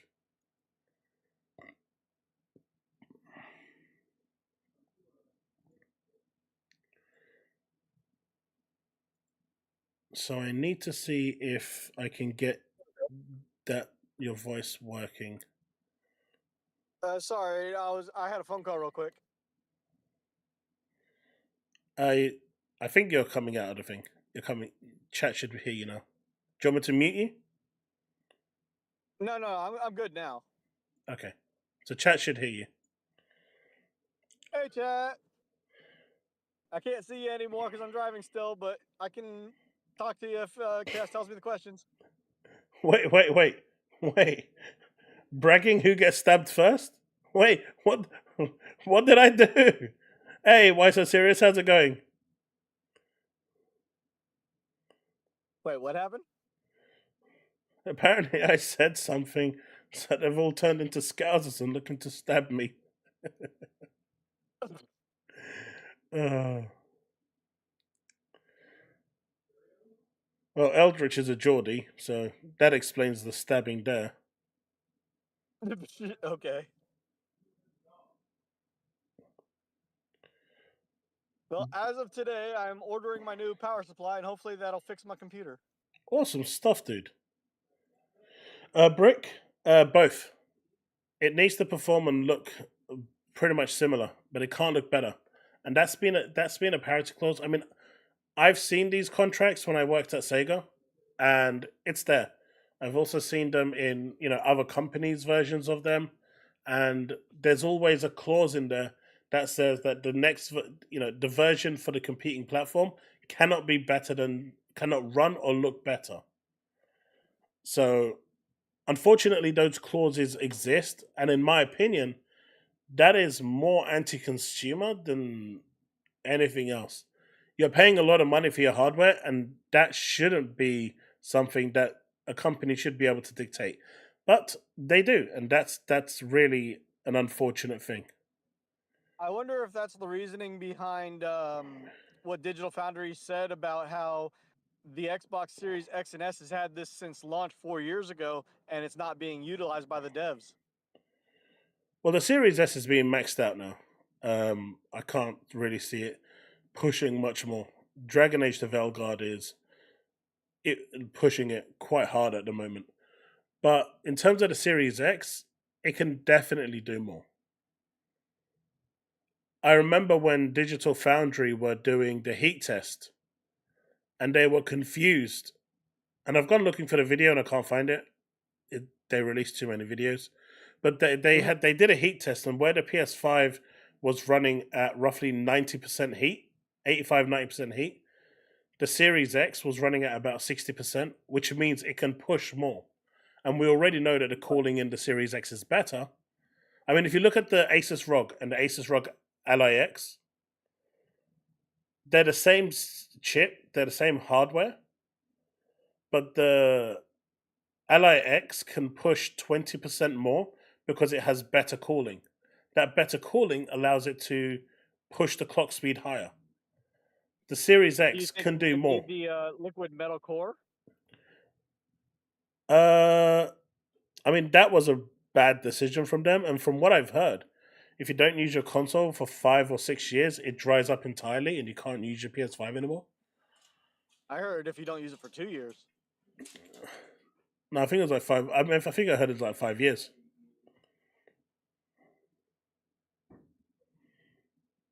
Hey, Eldrick. I hope you're enjoying your time here.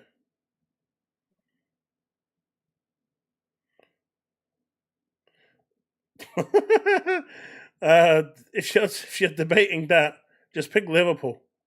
Liverpool wins every time. See, Ghosty, there you go. Liverpool wins hands down every time.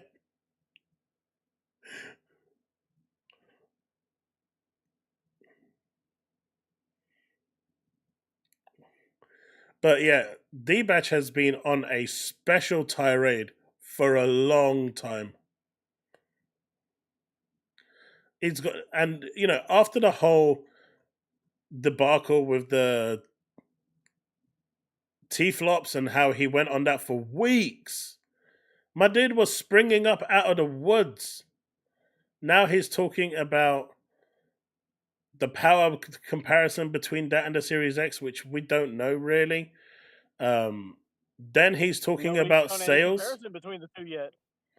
He's talking about sales. But don't forget, D-Batch was the one that was circle jerking around FSR not too long ago. Here you go. You were the one twerking for FSR, and I kept telling you to stop. Then you switched up for PSSR and more T-flops. I mean, that pretty much tells you there how much the guy has flip-flopped around. It's insane to see the mental breakdown of some people. It's really crazy. It's I don't know, man.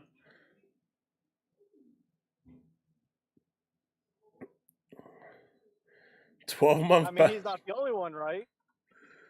No, there's been a few of them. You've had Warhammer Dave. You'd had, I mean, whatever happened to Tim Dog? Is he still crazy? I don't know. Yeah, he is. His latest post was about the PlayStation 5 Pro spec sheet that's being passed around.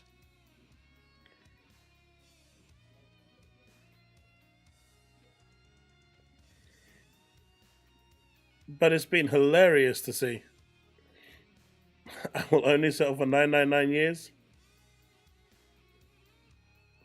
Hey, if you're enjoying the stream, I do consider dropping that like. It does help the channel. And if you are enjoying the content, do subscribe.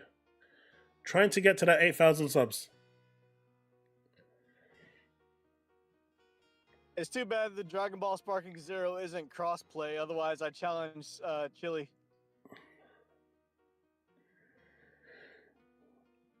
Oh, it's not crossplay? That's weird. Or he's got it for his PlayStation, right? Yeah. Chille's a pony. Yeah, I know. I've got it, unfortunately or fortunately enough, for the Xbox. So I I can't cross-play with him on Dragon Ball. So he refuses to buy the PS5 Pro because he doesn't think it's worth it. And then I broke his heart. I told him that Square Enix are going to upgrade Final Fantasy 14 for the Pro. That's it. He has to buy it now. And he hates me for it. You know what I find really wild that's up and coming, though, Chaos, this month? Stalker? Flight Sim? Well, that too, but no. StarCraft. Oh yeah, they're releasing the remastered one, aren't they? And it's going to be on the Xbox console as well. I don't see any announcement for it being on PlayStation.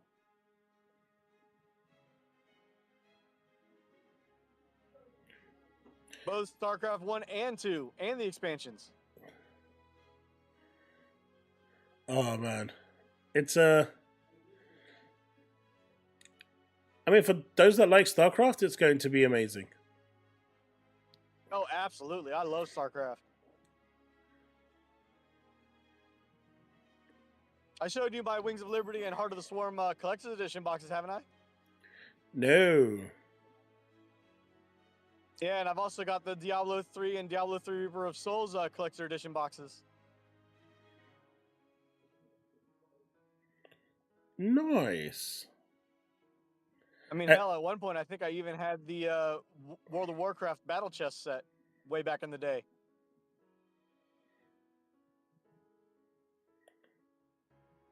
Man, that's crazy. Hey, check this out.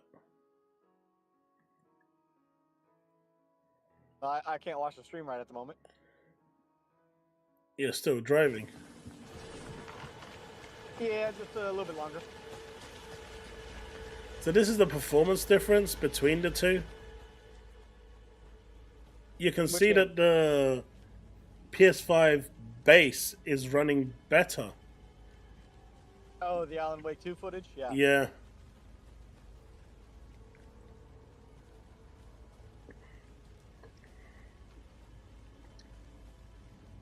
How is that even possible? I don't know. That's just weird. Well, actually, I'll put it this way. For anybody who cares that's, watching the stream right now, think of it like this. If somebody makes a streamlined set of coding for, say, Minecraft, where it's a mod that reads your character's health, and then you add in another mod that also affects your health, but in a different way, and it's a closed source code that you can't change. Whichever one of those occurs first is going to be the one that's going to overwrite the other, and then that's going to cause some messed up numbers. And what I think is happening with Alan Wake 2 specifically, with the hardware for the PS5 Pro, they did something like that. They changed something in the coding in the background to take advantage of the AI upscaler for the pisser. And I think that's what's causing the stuttering. It's not so much the stutter though that's the problem. It's underperforming. Now the only thing I can think of here is that the internal resolution on the Pro is higher. Well, you heard what the PSSR is actually supposed to do, right? Yeah, just the machine learning is allowing the developers to ship all the games at a lower native resolution before it's upscaled to 4K. Well, yeah. So that way, when the developers send and push out files to consoles to download, that's why Alan Wake 2 was 864p. And what the PSSR upscaling does for machine learning is it hits that 4K faster. Yeah, but that's pretty much what any upscaler does, right? It upscales to the desired resolution. Right, and what the PSSR does is it just does it faster. Well, not only that, it learned. I guess it's. I mean, the main reason the PS5 Pro exists is to gather data, right? They're using the Yes. PlayStation, the community, as guinea pigs for a testbed for their games, so it can gather the data.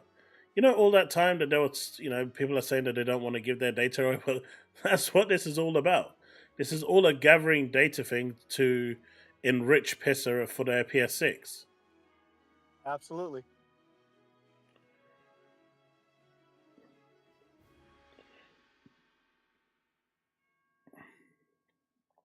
Now, if what Steve said is true with, every NVIDIA and AMD graphics card coming out between now and 2030, when the PS6 is supposed to be released on a 10-year cycle, I would be surprised at the new CPU for said PS6 and new Xbox Series console, or whatever they're going to name the next generation.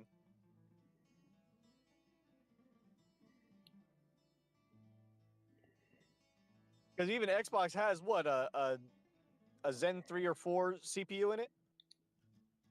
No, it's a Zen 2. For the Series X? It's the same CPU as the Series S. It's just the Series S has a slightly underclocked one. Otherwise, it's the same CPU. But It's underclocked because of the limited RAM issue, yeah. Not the limited RAM, it just doesn't need as much to process the information. But I think what we're seeing here with the PS5 and the PS5 Pro is the same issue we've been seeing with the PS5 and the Series X. See, for the longest time, the Series X has been pushing higher resolution at the detriment of frames. We've seen this with multiple games where the internal resolution is higher on the Series X, but it's losing a few frames in the process and not locking at 60. I think that's what's happening here. You're getting, and I think it's that's pushing also the resolution. Part of why most of the devs are targeting 30 FPS for most of their games.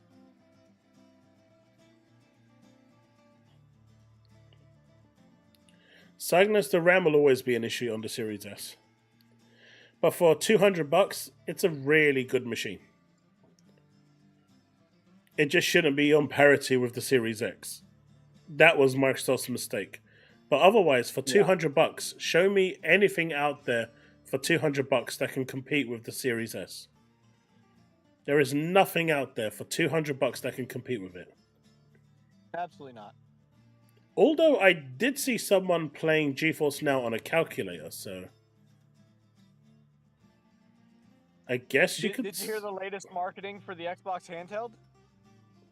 I've been hearing so much about that. Apparently, Jez said that it's not coming this year. It's not going to be announced this year. Some people are saying it is. It's 2026 when the next console launches for next gen.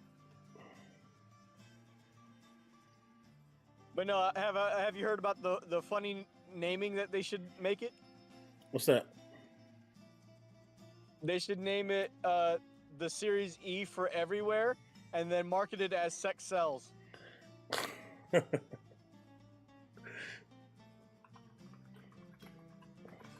then you have the Series S, the Series E, and the Series X. That's amusing.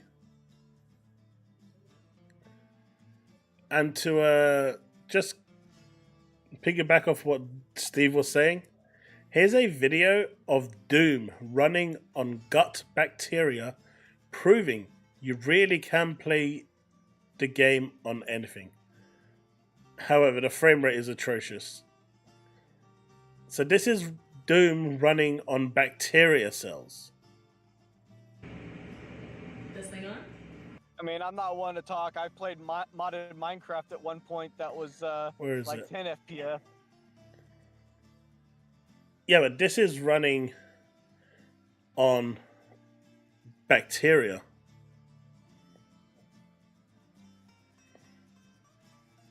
Apparently it'll take like, this is 4,000 speed, but apparently it'll take like 800 years to play through the game. Why would anybody torture themselves for that? 600 years. It's just the fact that it's possible to do. It's crazy.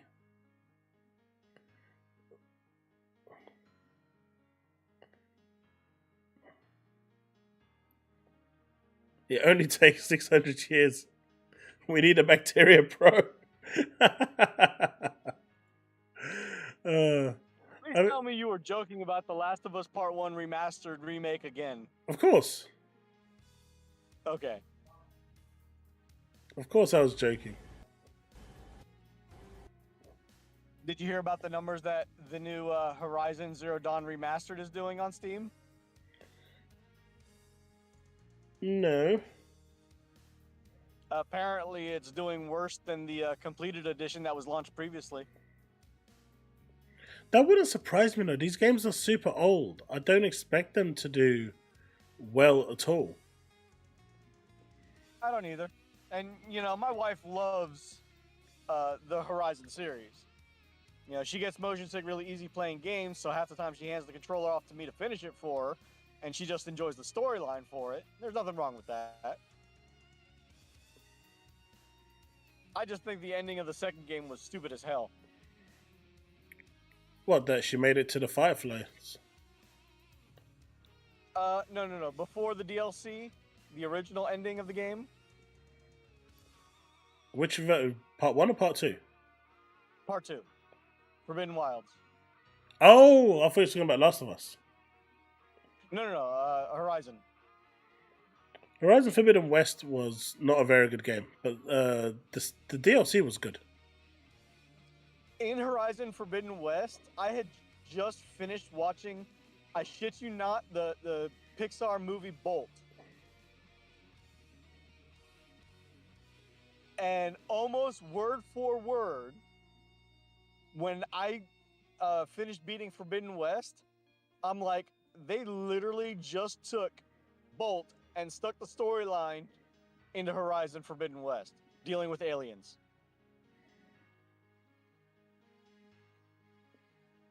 I mean, it was a twist. But look at this. So D-Batch here is saying, talking about the whole frame rate issue. The performance mode on the PS5 Pro features significantly higher output resolution and has made visual detail compared to the base PS5. Which is what I was saying, right? I assumed it would have a higher resolution. But when Xbox was doing this... higher resolution hits, it's going to drop a frame or two. But when Xbox was doing this to their games, and they consistently pushed resolution over frames, so it wasn't capping at 60 consistently, it was a bad thing. But now, he's capping at it as it's a good thing. The difference in the flip-flop is astronomical. Correct me if I'm wrong, but doesn't he have a post about Hellblade 2 being capped at 30 FPS, even though that's actually native 4K? The guy is just... I don't know what's wrong with him.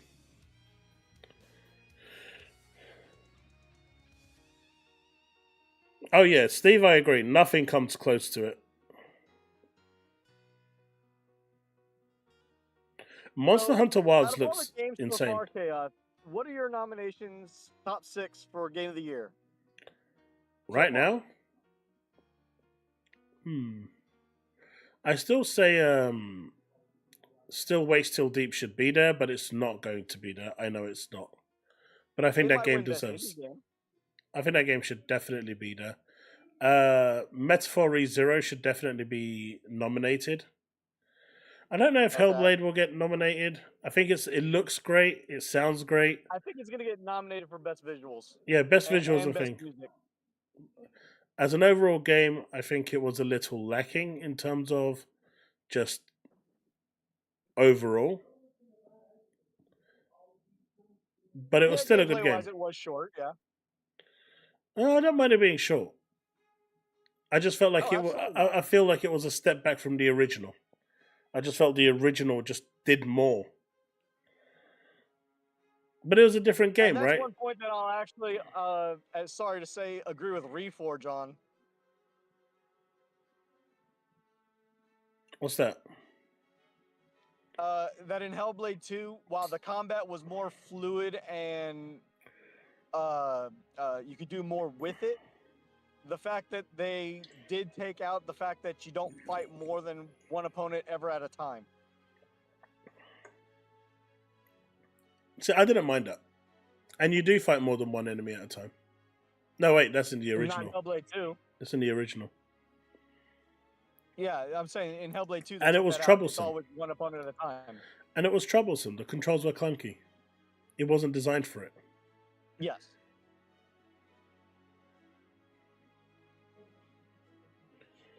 So is Black Ops 6 in there for you?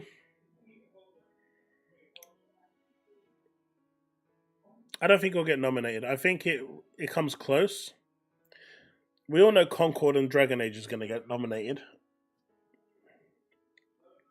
Oh, if Concord shows up anywhere, that's going to be the laughing stock of that category. Dragon Age to Veilguard. I mean, if you look at the... Let me see if I can dig it up. The golden joystick. Now, see, Dragon Age... The wife was wanting me to get the deluxe edition for that game because she loves Dragon Age series as a whole. Her least favorite is the second one. She adores the first one, but she just absolutely loves Inquisition. She was looking forward to the Veilguard, and she saw me watching Fratanga playing a little bit of it after I showed her some posts on Twitter about some of the dialogue and dialogue options that are in the game. So we went and watched more than just him and went around to a couple different viewers. GameRanks was one of them. And we watched some actual gameplay and dialogue choices within the game. I think Dragon Age is phenomenal, Veilguard. However, the dialogue is killing the game. Yeah, that's the problem with it. And the graphics. The gameplay is smooth. The graphics are phenomenal. And even the combat is fluid. I don't like the art style. Everyone just looks human. The art style is subjective. Everyone just looks human. If you compare it to Inquisition and Origins, they just look better. Absolutely. Everything is smoothed down and very human toned. Yes, I agree. And they don't need to be human toned. The whole game is a fantasy game. It's in a mythical land with everything. Not everyone has to be a human. What I disagree with is the whole sitting around the table and bringing up the whole non-binary issue. Oh yeah, that stuff was just stupid. It's in a fantasy setting, characters, whether it's a god, a demigod, or whatever, just some fantasy creature like a treant, can either be all genders or no genders at once, or both. But to do it for the regular races of characters, that's where they fucked up. And then bringing it up as an issue constantly every cutscene, or damn near every cutscene. Yeah. They overdid it. Yeah, Dragon Age has loads of problems. Apparently, they've retconned a lot of Inquisition as well. Well, the thing is, between Inquisition and Origins and Dragon Age 2, there are multiple storylines that you can play out. So they just literally took one of the pathways and ran with it. Now, whether that was the right way or what everybody chose or whatever, that's subjective as well, because like I said, there's multiple different endings. And that's why multiple endings suck in video games. But here's when there's sequels. But here's Golden Joystick's Game of the Year awards: Animal Well, Astrobot. I think that was good enough to get nominated. Balatro. Sure. Don't really think so. Black Myth Wukong. Wait, what was that last one? Balatro. Oh, okay. I didn't play that Black Myth Wukong. I think the hype was more than the actual game for that one. Call of Duty, I can see getting best FPS out there because this time the campaign really was really good. Dragon Age will probably win because it has people coming out as non-binary and women saying that they are a man and stuff like this. So my assumption is that Dragon Age is going to win for all political reasons and nothing gaming. Rebirth, I don't think will win it, even though I don't like it. Helldivers launched insanely well on PC and did okay. Metaphor can probably take it, and I really hope Metaphor takes it over Dragon Age. Dragon Age doesn't deserve it. Satisfactory, I literally have no information on. I don't know. I don't even know what that is. Satisfactory is another base building style game, so you wouldn't like it. You can play. Your base is basically an entire planet. Right. Silent Hill 2 is, well, from everyone that has played it, I need to play through it. Now that I've got it on PC, I need to play through it one day on stream. Everyone that I know that has played it has said it's phenomenal. That Blooper team, yeah, they've done an amazing job. They fully redeemed themselves. The only thing I dislike about it is the way they changed Angela. Oh yeah, with the whole censoring thing. Well, the little girl is supposed to be like 14 years old, and they made her look like David Duchovny.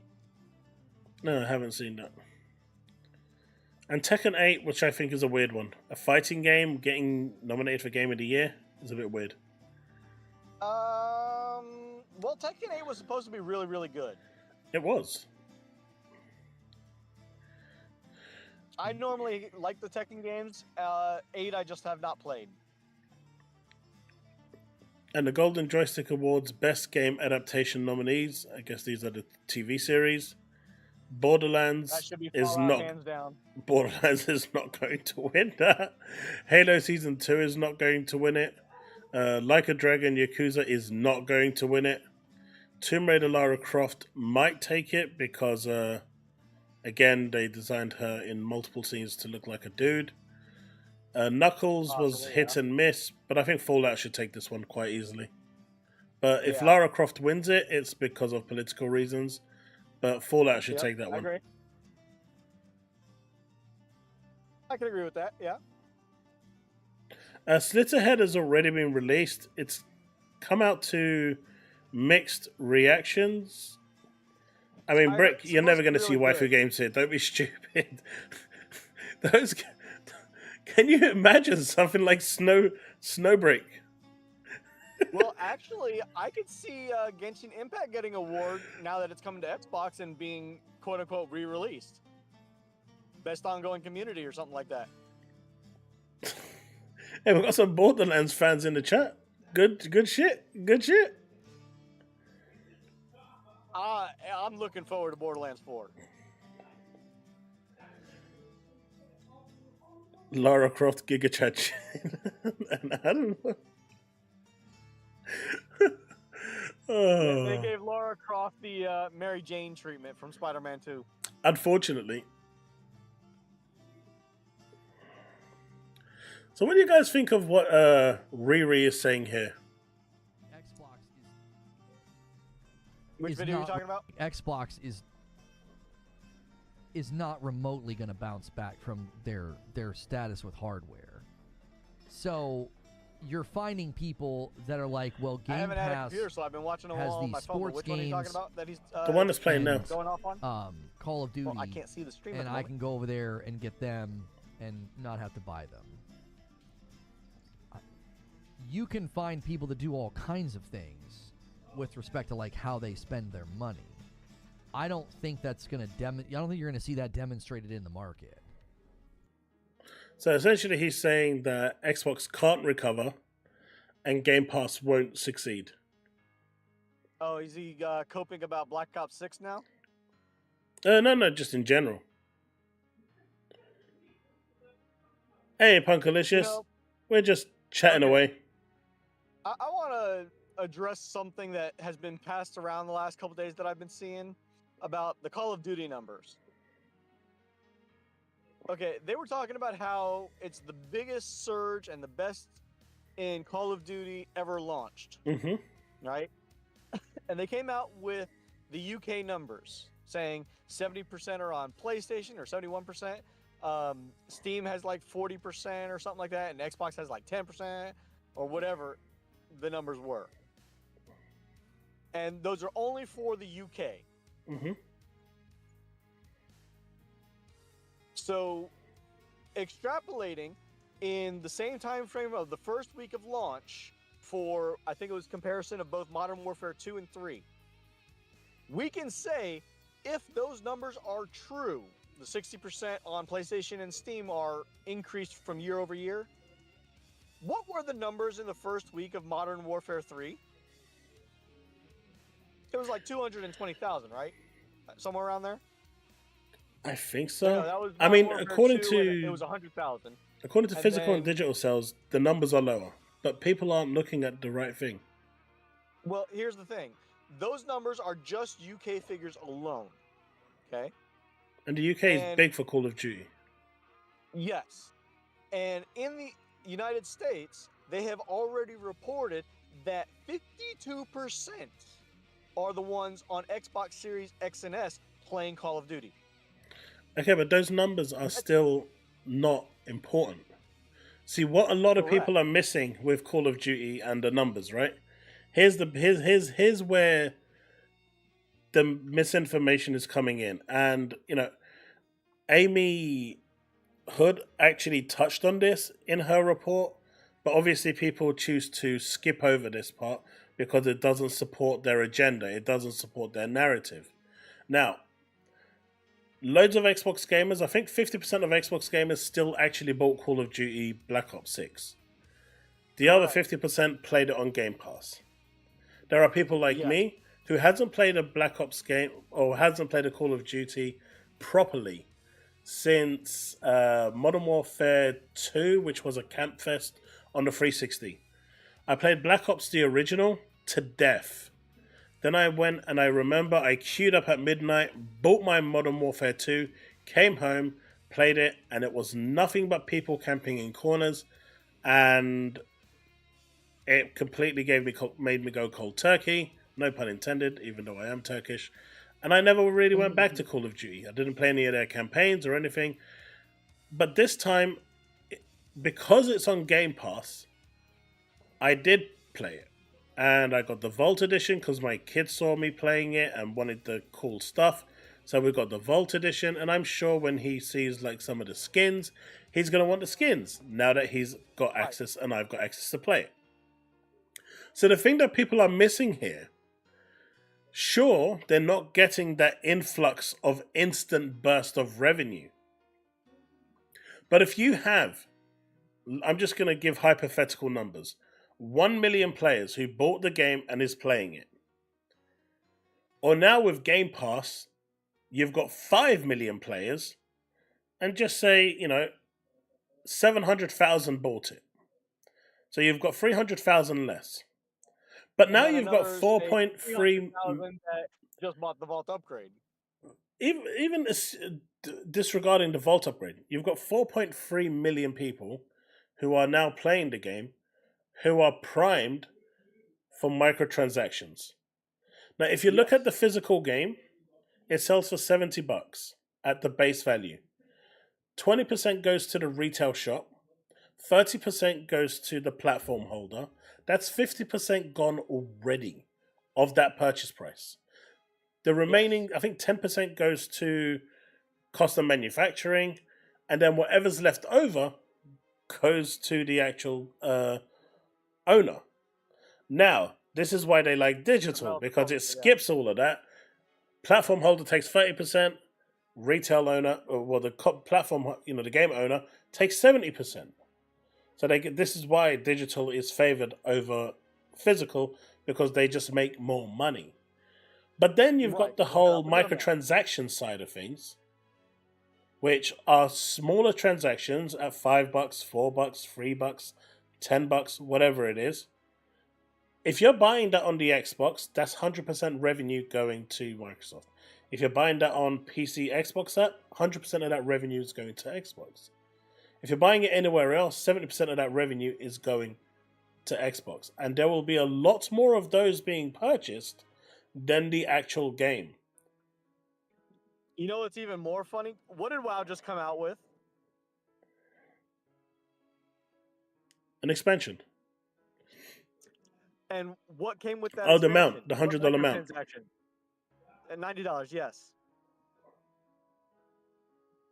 Now, for those who want to say that microtransactions are dumb, or WoW and Game Pass and Microsoft and Xbox are going downhill and they're not making money, I would just like to point out to all them watching, my wife plays WoW still.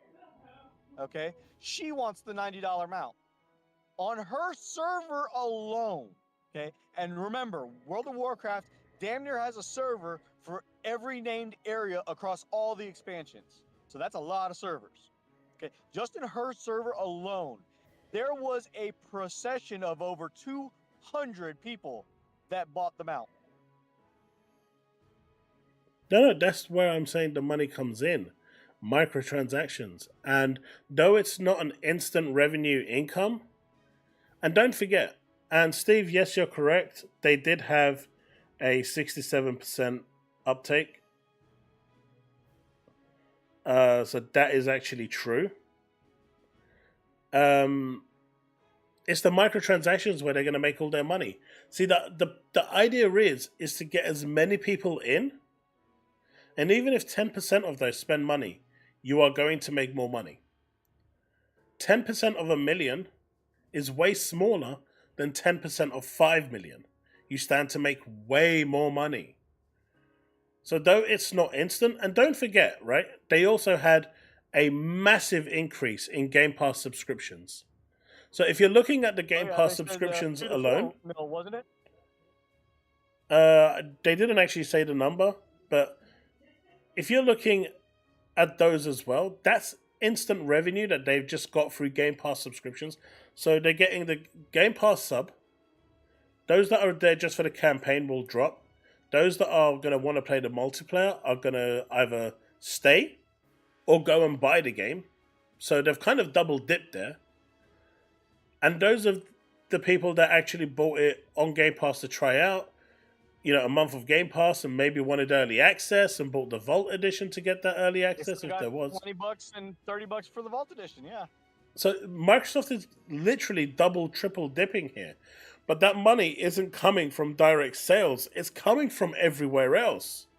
And that everywhere else of revenue that's coming in isn't being factored in. All people are looking at is the physical and digital sales of the game. And Microsoft has always been bigger than that. Or a 70% profit directly to them too, isn't it? The microtransactions, yeah. Unless it's bought, you buy it on Xbox and then it's 100% profit. I'm talking about even the actual buying of the game physically and digitally. Digitally, they take 70%, unless you buy it on Xbox, which is 100%. But if you buy the physical version in the shops, then they take, like, I think, 40%. Right. Because the rest goes to the retailer and whatnot. I think it's like more like 50% they take. Something like that. Right. Because one of the biggest copes that I've seen are the fanboys saying, yeah, the PlayStation is going to be, for the first time, in the black with Call of Duty Black Ops 6 because everybody's going to get more money and buy more copies on the PlayStation when it's literally an Xbox marketed game. I mean, PlayStation has sold more. How? They've sold more. Sales show that they've sold more. That the 30% or 20% that Black Ops 6 is getting on PlayStation 30. is going to be greater than everything else that's going to be getting from everywhere else. Okay, so their way of thinking is this, and it's a little backwards. That they don't have to pay for marketing. They don't pay for marketing. They don't pay for dev costs. Sony isn't paying for anything. This game could have cost, $500 million to make, for example, on all the platforms, PC, PlayStation, and Xbox. Sony hasn't paid for any of that development cost. All they're doing is taking that 30%. Microsoft needs to make that money on the development cost on the marketing and then make a profit. So that's the argument behind it. And we won't know those numbers because Microsoft never released those numbers. And in response to what Force is saying, it got a bit too fluffy. Once I realized that I was competing with my cat on who was the fluffiest in the house, it had to go. It had to get trimmed down. Because when my cat stood next to me, when Oreo stood like this and his fluffy cheeks and mine started to compete, the family started to tease me. It was at that point I knew it had to go. But the true effect of Game Pass here is microtransactions. And that's why it will fake.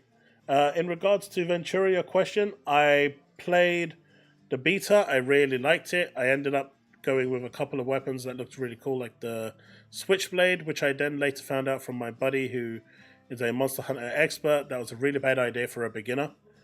Really, really bad idea. That weapon sucks ass to use as a beginner. I don't recommend it. I went back to my hammer really quickly. But I really enjoyed it. And this is what I was saying at the start of the stream. My PC right now, because I played it on the beta on my PC, playing it on Ultra with DLAA, which is basically no upscaling at all, and with I think it's got frame gen in there, I'm not sure, but it's got no upscaling.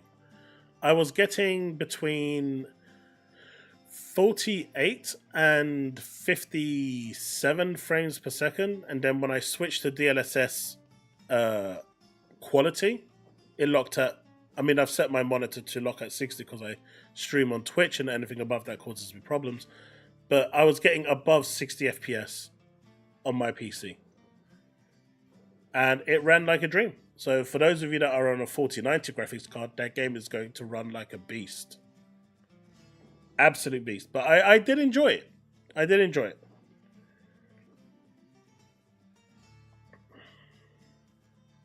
I still find it funny as hell that the PSSR is basically FSR, and everybody doesn't know tech is shouting from the rooftops that they're comparing it to the 4090s and things like that, which is DLSS, which is NVIDIA, which is the entire other brand. Oh yeah, but that's just stupid people, right? Eldrick, who gets 70% of every transaction in COD on PS5, Microsoft. Microsoft will get 70% of that transaction every time. Yep.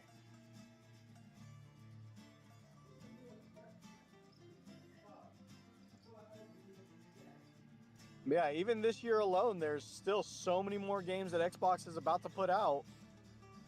It's like, you know, PlayStation can't compete. If they don't have a banger of a year of some sort of, you know, launch, even third-party titles, games that we know that are coming out for PlayStation, like Wolverine, possibly Venom,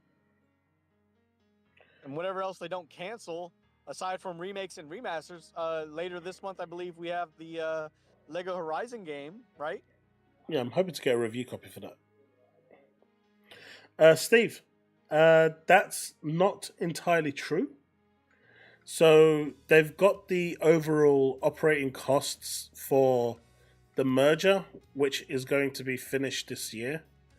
The heavy lifting of that cost, you saw in the recent earnings call. I think maybe another quarter or two is going to be all they need before that's all finalized and put to the side, because you know there's been massive shifts within the company, people being laid off, positions changing, you know, and whatnot, and that's all revenue. In terms of the 79 billion, that's kind of gone into a different bucket as far as Microsoft are concerned. But in terms of the overall operating cost for Xbox, once they've kind of formalized and kind of settled down and everything is set in place, you'll start seeing the profits come in. But the reason why, if you look at the actual, one of the slides showed a negative, and that was just because of the overall overheads during the move. But that's not going to continue forever. That's probably got like another quarter or two left in it until they sort everything out and find out. It was a big transaction at the end of the day. It's not something that's going to take 5 minutes to resolve. But once that's done, then that huge cost that's there from that overhead will just vanish. And once that vanishes, then you'll see more profits. I also think that they are really running with the wrong narrative that the Xbox Game Pass is not profitable, considering that just from the last February numbers alone that we know of, which was reported at about 34 million, that alone right there makes anywhere between $10 and $20 per subscription. At most, that produces about $12 billion a year. And that's without microtransactions. That's without paying for the games. That's without, getting all the expansions and add-ons and things like that later down the line. I know. That's all part of the process. Yeah, $70 billion is going to take them, 5 years? That's literally almost halfway through the It's going to take more than that, dude. Of the next launch. Not if they make $12 billion a year if they keep it up. You're talking about Microsoft. Yeah. No, this isn't Microsoft. See, No. I'm talking just Game Pass. Game Pass isn't making $12 billion a year. They have an operating cost of $2 billion a year, and they're making about $4.5 billion. They make $4.5 billion a quarter. No, your maths is wrong. It's about $4.5 billion a year. $20 times 34 million subscribers. You're not looking at all. Not everyone is on Ultimate. Correct, which is why I said it's only about $1 billion a month.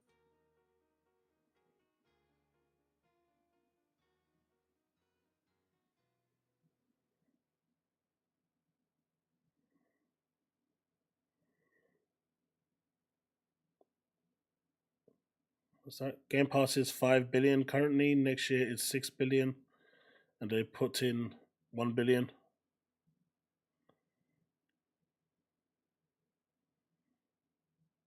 Yeah, now, that's granted, the overall Xbox ecosystem between Game Pass, games sold, and games going to every platform, it's not going to be making all that $12 billion.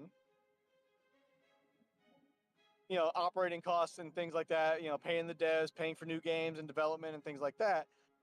But it's only going to take between 5 and 6 years for them to pay that off. So by the time the next PlayStation launches, PS6 in 2030, ABK is going to have paid for itself. And that's not including if they don't make the money back in microtransactions first. I don't know. The last time I did my maths, it was about $4.5 billion a year. But Cygnus, ABK's operating loss, like I said, that's all part of the big kind of merger. That kind of comes with the actual merging cost, and that's going to disappear. Once that's like a kind of one-time cost thing that will go. It's kind of like the upfront cost, and then you don't have that cost anymore. So once the next quarter and stuff come in, you don't have that cost anymore. So they'll no longer be in that deficit.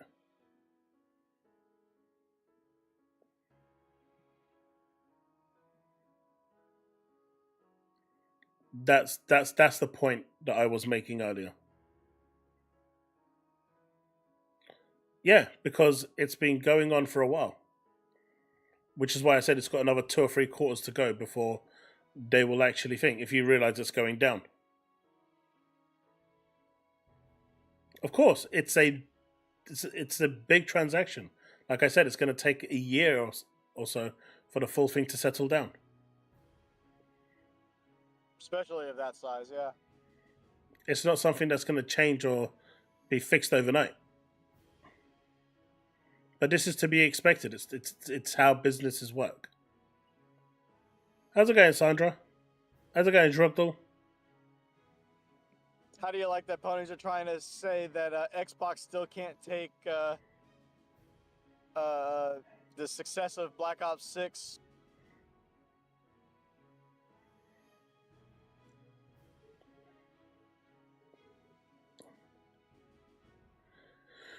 But yeah. Let's see, what did we have here? Oh, here is the thing that I was talking about. With Riri. You guys thought I was joking. Here it is. Yeah. We got a long ways to go, though, before I'm going to start scoping out a PC build. We want to see 1,000 people at Member Plus and above, and the upgrades have just... So he's got a membership that's $5, and then he's got a membership plus, which is $6. So you can give someone a $5 sub, and that doesn't get you access to his membership plus. So if you're gifted a membership, you don't get any benefits. You have to personally go yourself and pay that $1 extra to get the benefits from his membership. And that's what he's telling people to do, is pay that extra to get that full membership. And he wants 1,000 people to do it. Come to a screeching halt. So Just if you so he guys can have a build the gifted PC membership, or you're paying for your do own it membership, poorly so that double he can check say that he you're was on right Member Plus. when It's he's $6 not. instead of $5.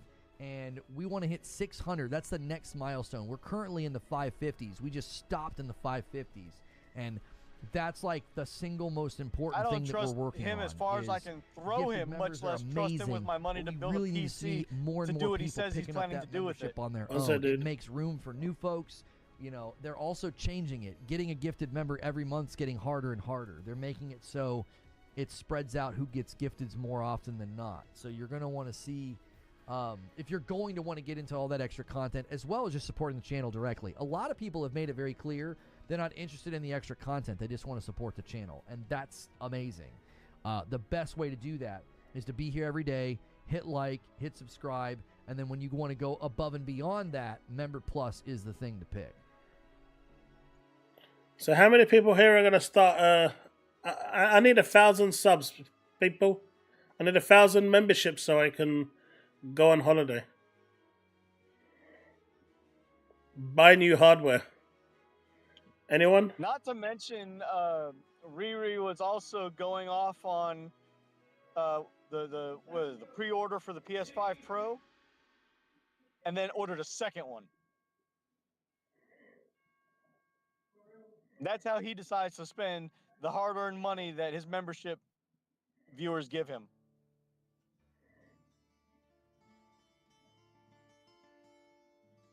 There you go. Ventura done the maths. $20 times 12 equals 8.16 billion if everyone is on Game Pass Ultimate, which they're not. No, that's not right. And that's at 34 million.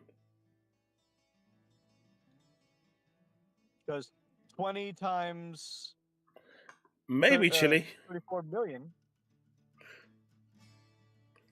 That's 600 million, right? A month? I mean, I could just bring up the calculator. And what I was saying, lowballing it 1 billion a month, is if everybody was on the lowest tier of Game Pass, the $10 mark, which is 330,000 or 340,000 subscribers at $10 a month. No, he's correct. It's 8.16 million. I've just done it on the calculator. It is correct. It's 8.16, and that's at 20. So obviously we know not everyone is on there. We know that people are still on the $10 console thing, and some people, I guess, are on standard now.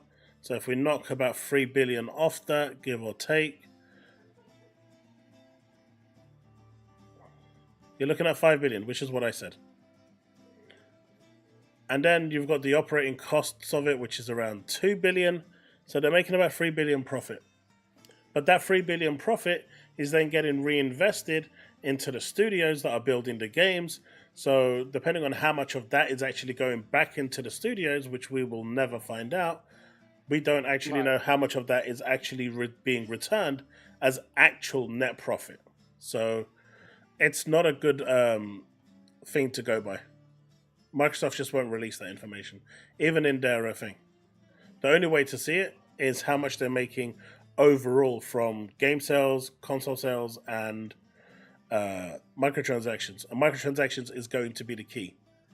The more people you have playing, the more chance you have of microtransactions. And them making a skin in 10 minutes and putting it on sale for $10 and selling 10 million of those skins is going to make them a hell of a lot more money for a 1 hour investment than building a game mode that sells 500,000 copies that cost them 3 months to make.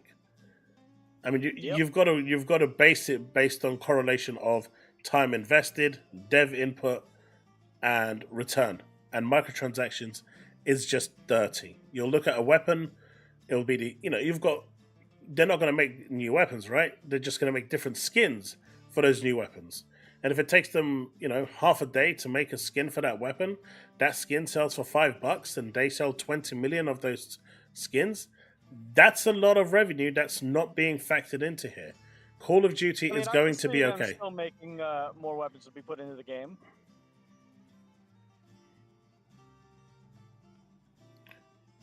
That was ages ago. That cost would have gone up by now. And I think I read. We also do know that from that 34 million reported in February, that Game Pass has had an increase in subs as of Black Ops 6 launch. Yeah, but we don't know how many. No, we don't.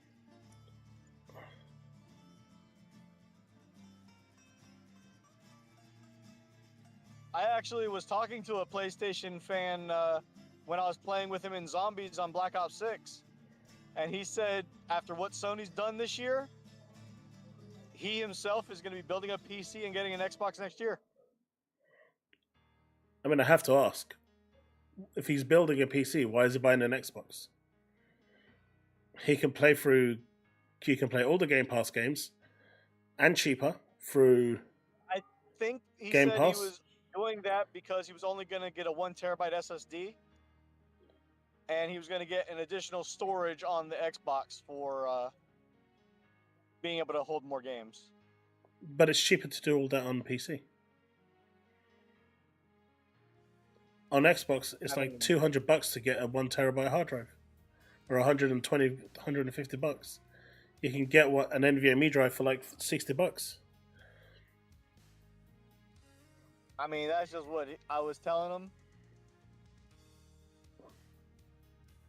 I mean, I can't control what he does. No, I get that, but I'm just saying this is the problem that Microsoft needs to overturn.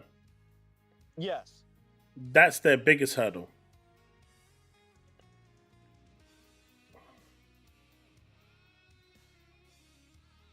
But he said that he's seen all the stupid fanboys on Twitter, and he says he doesn't associate with any of them because they're all idiots. And this is a PlayStation fanboy fan that I was playing with, mind you, that was saying all this. And he says that there ain't no way in hell that from everything that we have been seen and shown and leaked about everything that's going on with the PS5 Pro, that it is worth the money that they're asking for by any stretch of the imagination. So, chat, here's a question for you. Sure. So, Herman Holst turned around and, in a most famous speech, said that no first-party games that are story-based will ever release beyond, earlier than 2 years. That's their agenda. Now, obviously, he said that quite some time ago. 2 years is their minimum metric. Now, obviously, we've seen Spider-Man 2, which didn't turn a profit, unfortunately, which is why the DLC got cancelled and no Venom. And you can easily see how they didn't turn a profit, if you really want me to break it down. You've got the... I thought it's close enough that it finally broke even. No, they didn't break even. So I think they need to sell like 12 or 13 million copies, closer to 14 really, before they break even. So digital sales is where they make their most profit for the game, and it's the Marvel take the smallest amount at I think 26%. All those consoles that were bundled with Spider-Man, Marvel took 50% of the game price. So they took 50%, they only made 50% off that. The physical games, they were losing, I think it was like 40% of the game price that was going to Marvel. 20% was going to the retailer, then you've got the manufacturing cost, and then you've got the peanuts that was going to Sony. So that Marvel contract that they had was really disgusting. So that 7.2 million sales that they needed to break even was purely based on digital sales. And as we know, not a single PlayStation fan out there, if we're to believe Twitter, buys a digital game. So, based on the fact that not a single PlayStation fan in the world buys digital games, because that is what Twitter will have us believe, and their overlords, you will need roughly, give or take, somewhere between 13 and 14 million. And considering the last time Sony came out parading Spider-Man was, 10, 11 million? They haven't paraded anything else since. They're not in a profit. 10 million. They're not in a profit, which means that explains why they've not released the DLC, because they've got no money. They didn't make money based on the game. And this is why they're going to PC earlier, because they couldn't sell enough copies to their 61 million console users in order to make the money back. So they're relying and leveraging off PC. Contract with Marvel, they also had a limited time to make that money, or Marvel can choose to pull the contract for not only Spider-Man, but also any other Marvel contracts that they may have in the future. Yeah, that like I said, that contract was nasty, and because of that Marvel contract, this is why I see Blade going, because if Microsoft have the same deal, and don't forget, there's a huge fine, multi-million fine if you don't meet the quota. Right. And PlayStation just got sued. It was 7.2, Cygnus.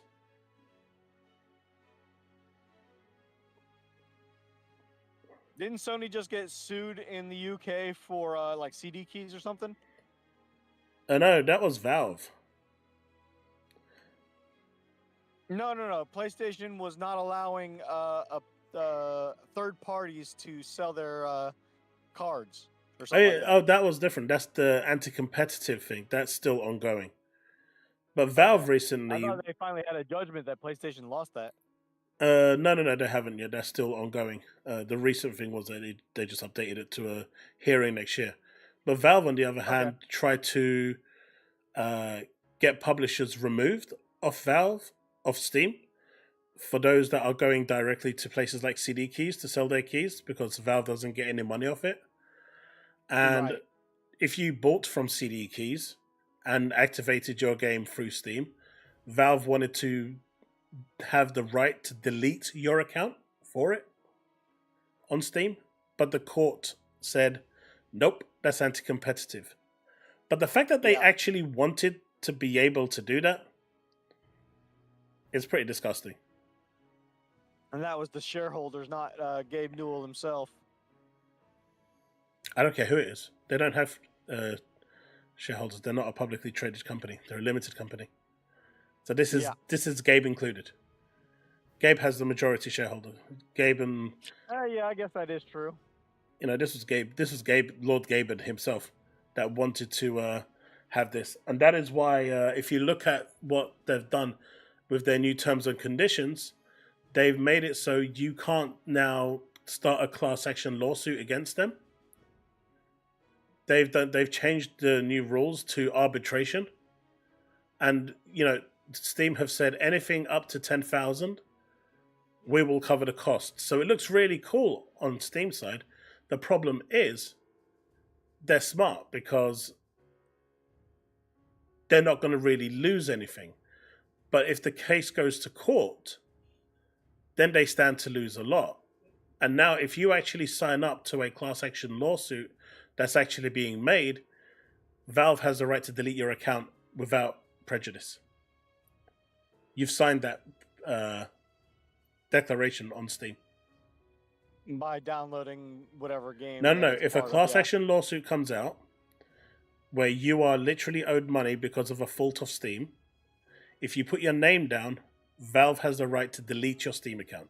You've signed that waiver.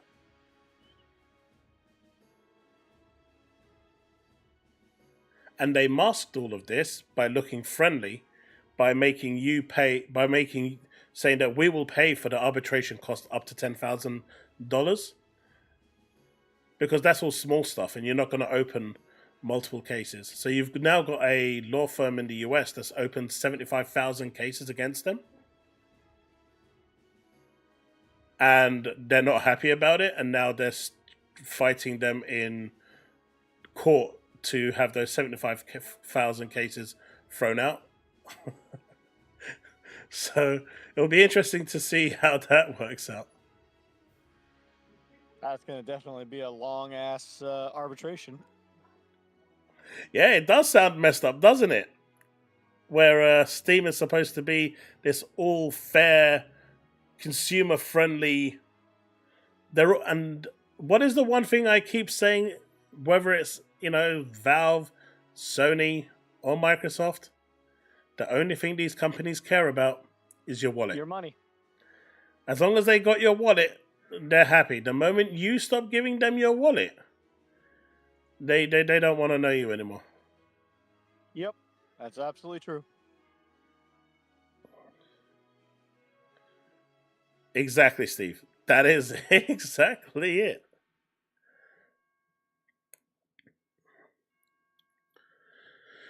I don't know if anyone saw this.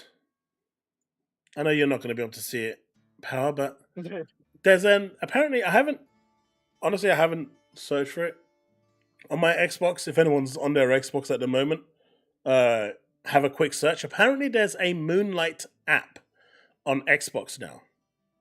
Apparently it's native and you can just get it.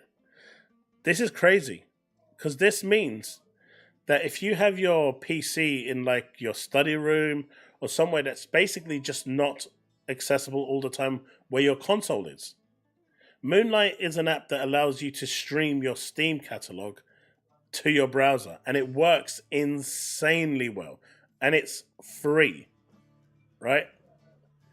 You can essentially stream games from your study or wherever to your Xbox and play them on the big screen if your PC isn't hooked up to your TV. Now, I know Gaffalion actually does a lot of it with his dual streaming. He actually has his main PC playing the game, and what you're watching on the stream is actually the Moonlight stream. So you're not actually watching him native, you're watching the Moonlight stream. So it puts, the slave PC doesn't have to be overly powerful. Just a small, a i3 or an i5 is more than enough, because all you're doing is streaming that content to the other machine, and because it's on the same network, it's super fast, and it's just projecting that screen. So I haven't tried this yet. I'm going to check it out and see how it works. I'll make a video on it, but if you are eager to try it out and your PC isn't in an area where your Xbox is, might be worth a try.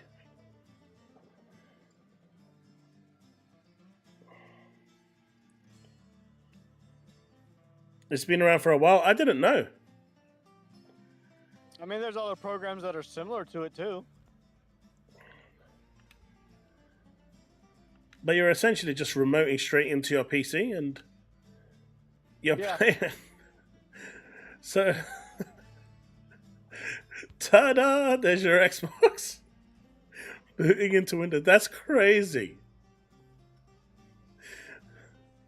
And that's putting your you do need a PC, computer Devin. on your Xbox screen, right? Essentially, your Xbox is remoting into your PC. Yeah, it's remote play. Okay. How else are you going to remote into your PC from your Xbox, Steve?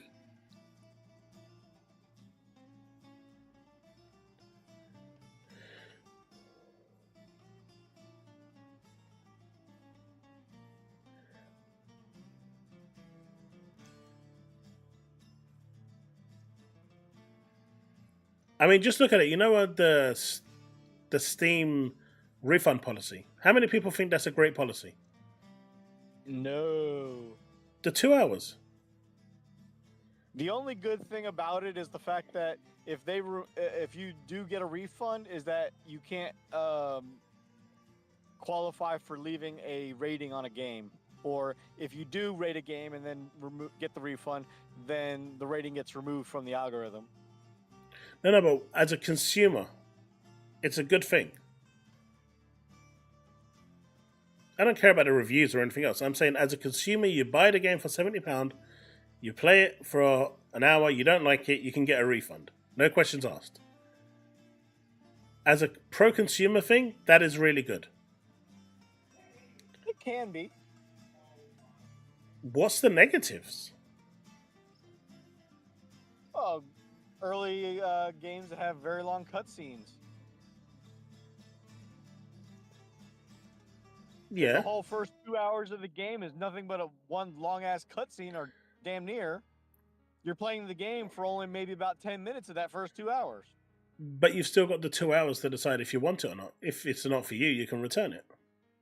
Yeah, but if you're in a cutscene, you're kind of stuck in the cutscene until you can actually exit the game. Alt F4 existed. I mean, yeah, I guess that's technically true. So, what if I told you that Valve fought tooth and nail with the Australian courts to make sure that you didn't have that privilege, to have that right? I believe it. Yeah, they did. And they got overturned. And they were forced by mandate in court to offer that 2 hours. They fought hard in the Australian courts to not give that away. They were wanting to make it, 30 minutes, I think? I don't think they wanted to give you any refund.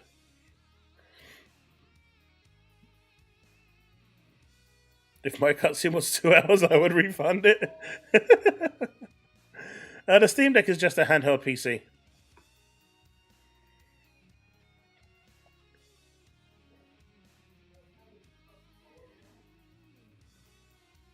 Yeah, you can. Well, what do you mean by together, Taz? You can sign into the browser of Xbox for GeForce Now on your Xbox, and then choose the Xbox version of the game that you want to run. As long as you've got Game Pass Ultimate, then it will just boot it up.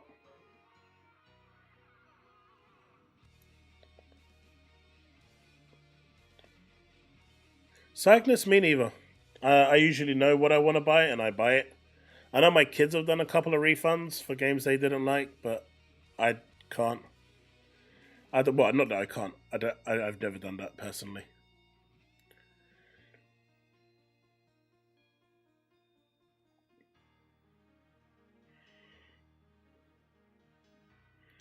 Anything plays Switch better than Switch.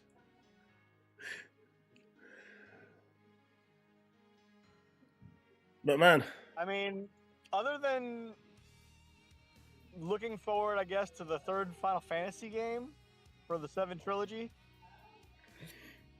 there's not much that PlayStation even has coming out that I think is worth looking into at the moment. No, gaming's gotten dry. Dry? It's a damn near desert. We don't have any of like the big hitters coming. I mean, Gears of War is 2 years away, 2026. Perfect Dark is next year, so that's going to be cool. Fable is kind of like a cult favorite. It sounds like PlayStation are trying to bank that the multi-platform games are going to carry the console. Taz, you'll need a GeForce Now subscription, but once you've got that, once you log in, you create an account and log in. When you go to the game to play, they will have if the game is available on Game Pass, it'll have the Game Pass logo or Xbox logo next to it. You click on the Xbox logo and click on play, and it will just boot up. So you create your account, connect your Xbox account to it, connect your Steam account to it, and everything else. Once you've connected all of those, your library comes up and you can play whatever you want off through your TV. It's really simple. Now, here's another question that I have about upcoming PlayStation 5 games, potentially. What do you think is going to happen with those that are going to get the quote-unquote PS5 enhanced label for the Pro? It depends. So, the only thing we really have to look back to is the Xbox One X and the PS4 Pro. And as we saw with if we look at the PS4 Pro in particular, some games just added like a resolution bump as base minimum, but that's enough to call it Pro enhanced. It really depends on the actual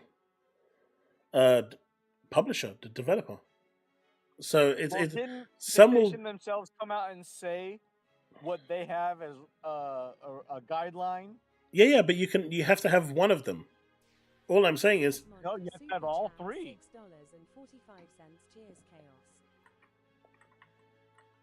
oh damn! Thank you so much for that, Taz. $5 super chat. I appreciate it. But Didn't they state that it has to have all three of no. bullet It should points? one of them. One of them. It has to have one of them. So all they can do is just do a resolution bump or a frame rate bump, and that's more than enough. So it really depends on how lazy the developer wants to be. They don't have to go the whole 9 yards. Obviously, at the moment, Sony is paying these publishers a lot of money to try and showcase, hey, look, I know we've only got a 16 teraflop PS5 Pro that's only getting 1 gig of extra memory, and we really want you to buy it because we need to pad our console sales numbers. So they are pushing it really hard. I've actually disabled that. I don't know why that keeps repeating. I don't know where that's coming from. That's irritating me. But yeah, so they're probably paying out the arsehole at the moment, trying to get the PS5, into as many hands as possible. It's estimated to sell somewhere in the region of about 5 to 10 million units anyway. It's like I said, I think they're going to struggle to sell between 2 and 3 million of the consoles for the Pro. I think they'll hit 5 million.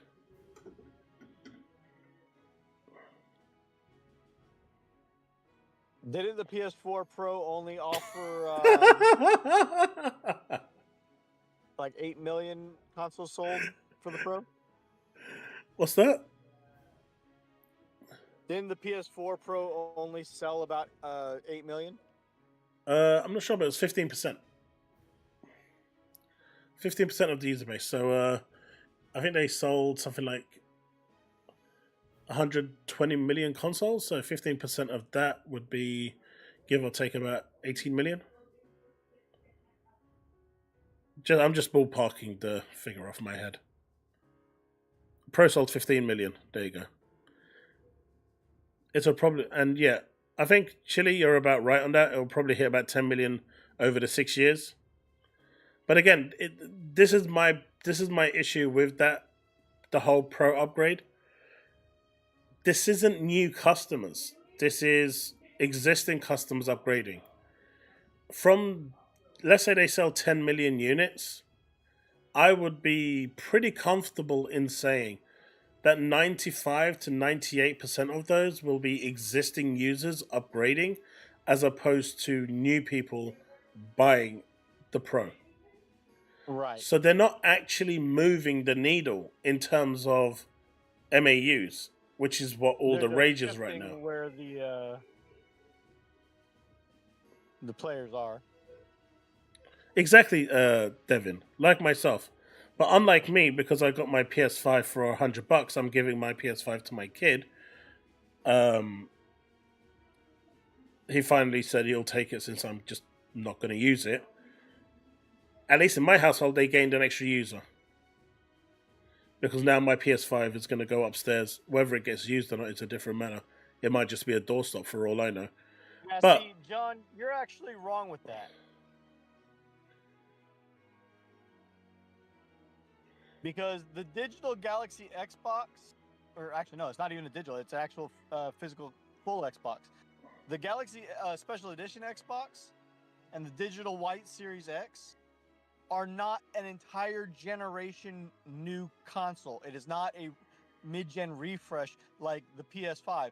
The stuff that is coming inside the Galaxy and the digital are increased terabytes, but it's everything else exactly the same. Whereas the PS5 Pro over the regular PS5 is trying to say that the Pro has things that the base PS5 can't or won't get, like in the PSSR technology. And that is the difference between the mid-gen refresh of the PlayStation Pro to the Xbox giving the special edition Galaxy or the new 2 terabyte digital model. yeah, but for the that's not white. what he's saying. What Exactly. he's saying is the average consumer going to buy an Xbox is not going to buy the Galaxy edition. They're either going to buy the all digital, which is cheaper, the Series S, or the standard Series X. It's people like me who would buy the all digital, who wants the upgrade to the extra, because it's basically going to cost me the same amount anyway to upgrade for the memory card. I don't see the average user going, right, I'm going to go buy a new console. I've got the Series X there for $400.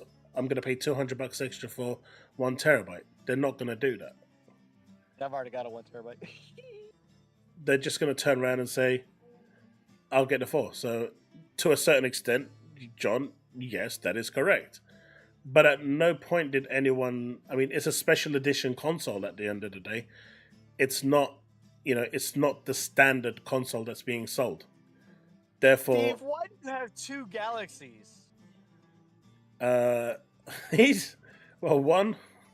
It's a long story, and 2, let's just say, when he tried to buy it, he said he couldn't get it, but he actually got it and didn't show up.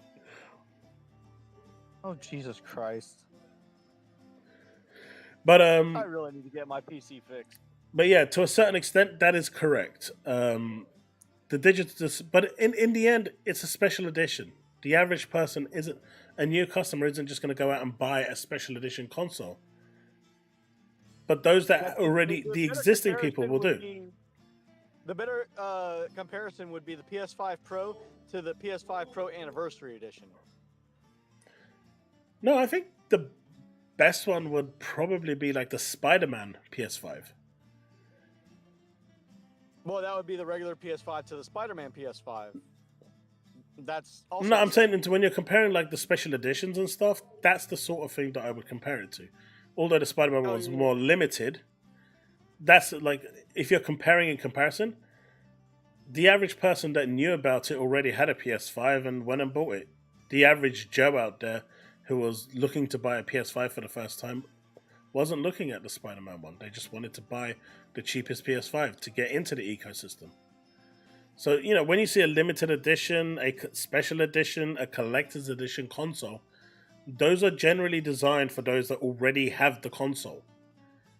Because they're already invested into that ecosystem, they like the console, they're happy with the console, and when they see something special edition like the Astrobot controller, they want it. They don't need the extra controller, but they want it. And so it's designed for that. So the special edition one is different.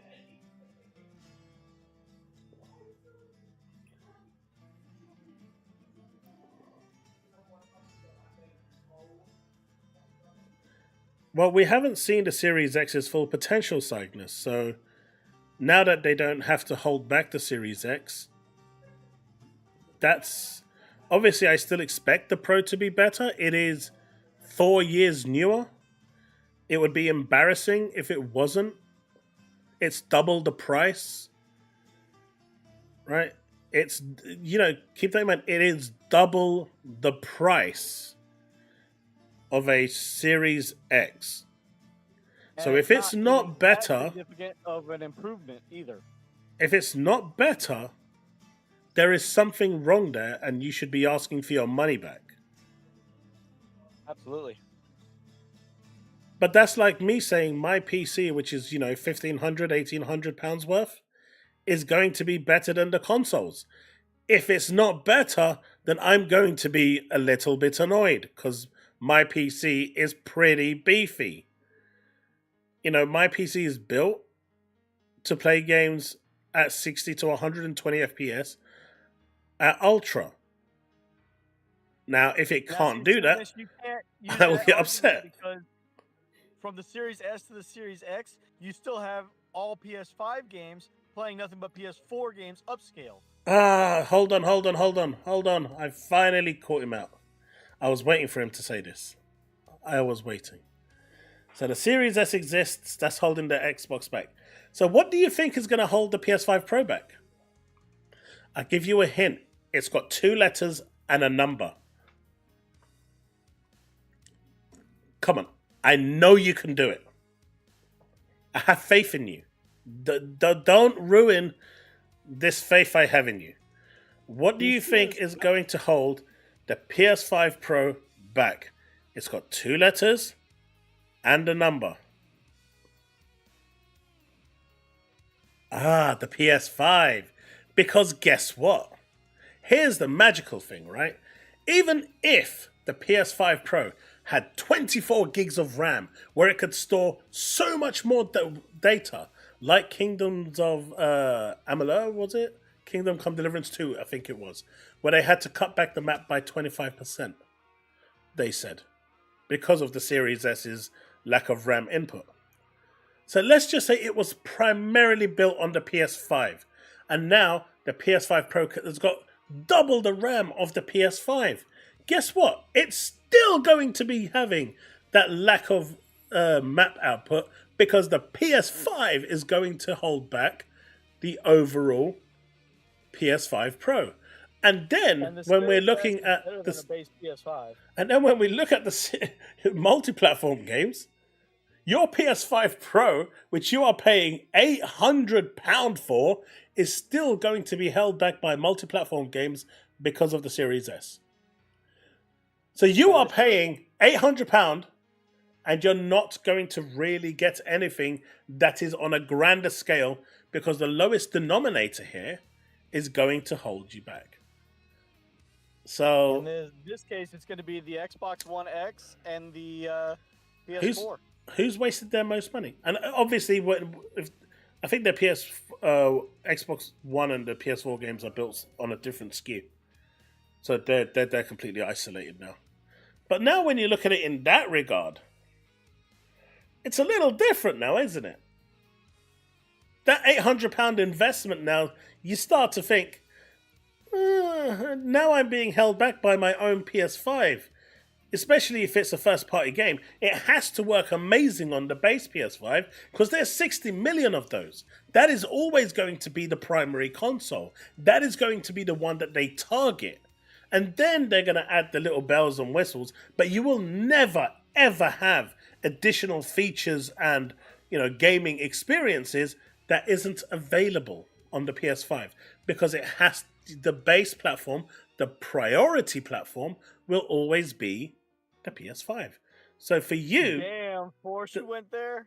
The PS5 Pro is going to be held back by the PS5. All you're gonna get is better looking graphics. One X is more powerful than a PS5. Huh?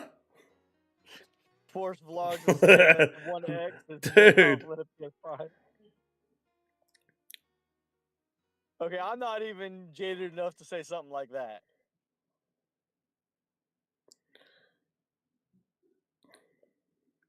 I mean, Wukong was money-hatted. And what was the other one? Baldur's Gate 3, which we already know was due to the RAM issue. That's it. Yep, Nightmare Wukong and Baldur's Gate 3. That's it. And Baldur's Gate 3. Well, that was the parity clause because of the multiplayer same. Yeah, like I said, the RAM just wasn't enough to handle it. And then there was also one other one. I don't think so. That was it. Wasn't it one of the Capcom games? No. That was because of the network is Xbox One, which they re-enabled, so that's fine now. That's all coming. That was just because Microsoft shut down their Xbox One, Xbox Live servers. The Dune dev has not said anything about the Series The X. Medium was available on Xbox first.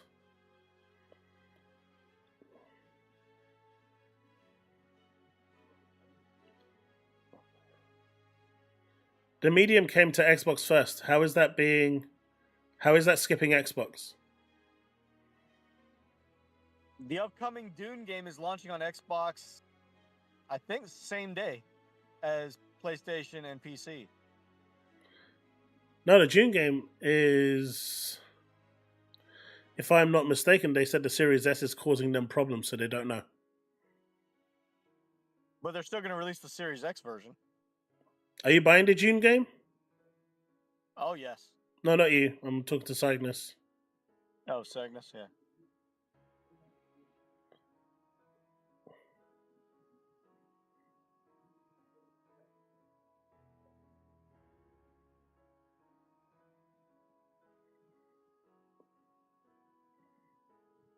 Oh, is it going to PC first? Then no one's getting it second, then are they?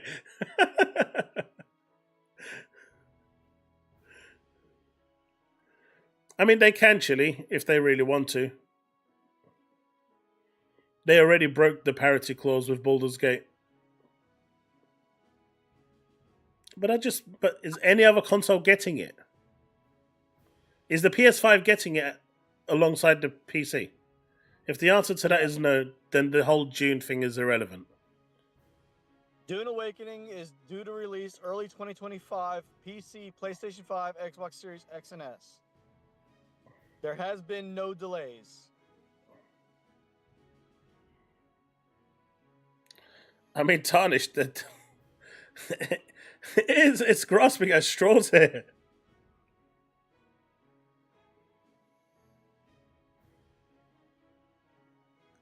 They are grasping at straws. Or like they're grasping at hay. Kudos. No offense to you, Chille. But the bottom line is, it's not, at the end of the day, this is why I don't like mid-gen refreshes. This is why I don't like two-tier systems in general, whether it's on Xbox or on PlayStation. I don't like it because you're not actually getting the full benefit of what you could be getting from that hardware. And in my opinion, that should be reflected in the price, and it's not. They're selling it to you as a pretty much next generation console, and they're telling you that it's not, and to temper your expectations, and they're still charging you $800 for it. Because let's be real, most people are going to buy the drive. It should have released with the drive. But you're going to pay $800 for a console, and you're not even going to get like... Even the Anniversary Edition didn't get the drive. No, it didn't. Every offense to Chille. But now, Cygnus is going to say, well, what about the Series X and S? I'm against that as well. I'm not taking sides here. I'm saying both are equally as bad. Because at the end of the day, you hamper progress. Games will always be... refresh is the PS5 Pro. Games will always be built for the lowest denominator.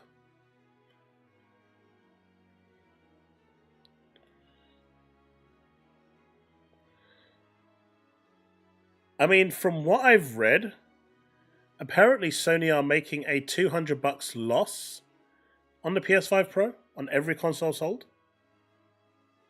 If that's true, that's crazy. That is insane. So in order for them to make a profit, they needed to sell it at $900. Or to break even, sorry. I mean, that's if it's true. That's what I've read. I don't know if it's true or not. But them taking a $200 hit per console is crazy. I guess you're going to start seeing them subsidizing consoles and headsets soon. They're going to be coming out with more limited edition controllers.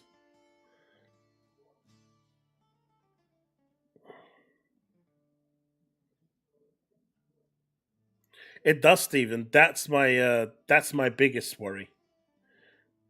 So I don't care about the overall pricing structure. My overall issue with Sony's pricing for this next generation console, or this mid-gen refresh, is that companies like Microsoft are going to be looking at this very eagerly and saying, well, if they can get away with 700, 2026 will release ours for 800. And then Sony, 2-3 years down the line, they're going to go, we can get away with, adding another couple hundred. And then you're at 1,000. At what point then does it become less feasible to buy a console than it is to go and build a PC? Considering, as someone already said in chat, most of these games are all of them go to PC anyway. And with the time duration of games going from PlayStation to PC getting shorter and shorter and shorter every time, they said no first single-player story-driven games are going to go to PC day and date, but we're seeing more of that. Even if they are remasters or remakes, but you've got Siren as well, which is a reboot of the original series that was on the PS3, completely remade from ground zero. It's a complete reboot of the game, so it's not like it's a remaster or anything. That's going day and date as well onto PC. So, more and more games, whether it's single player or multiplayer, is going to PC from Sony. There's already rumor. Wolverine comes in 2025. That's apparently now the Insomniac release date for Christmas 2025 is when Wolverine's going to land. But there's already talks that Wolverine is either going to be day and date or going to be released on PC within 6 months of that release date. And at what point, that window of exclusivity is getting shorter and shorter. At what point, once the consoles are costing £1,000 to buy, is it going to no longer be worth it, considering it's not £1,000 to buy? Because if you want to play anything meaningful that's online or anything, or most of the games today by then is going to have some form of online component, you need to get your PlayStation Plus, which is either $70 or $120, depending on what you want. Let's call it at a medium of around $80-90. So you're looking at, 1,100. At what point does it start to become silly to start investing in consoles rather than just buying a PC? It almost looks like these console manufacturers are pushing you onto the PC platform because their pricing structure is going. The whole purpose of a console was that it was easy entry. It was a cheap entry to gaming. And Microsoft tried to keep that with the Series S to keep it kind of moving in that direction. And it was a good move. Because his latest comment? It was a good move. And I haven't seen his latest comment yet. But just to finish what I was saying, that was a good move to get people gaming more. And at what point does that stop becoming feasible when all consoles are going to be £1,000 to enter? Little parents aren't going to go and spend £1,000 on a console for little Timmy. They'll go buy him a PC for like £600 and say, just deal with it. Cygnus is saying, I don't believe that. The OG PS5 is already profitable. They're not taking a hit on the Pro.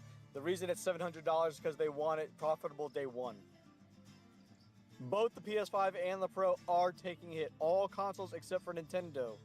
The Switch, I believe, have always sold at a loss. No, PlayStation announced some time ago that they started making a profit on the PS5, and then obviously with the turn of the economy, they started making a loss again, and they minimized that loss by increasing the price of the console, but they're still making a loss.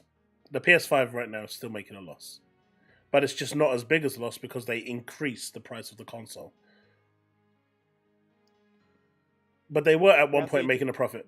Release means they need to hire more devs, which is the opposite of what they're doing. So you're literally condemning them in your own statement.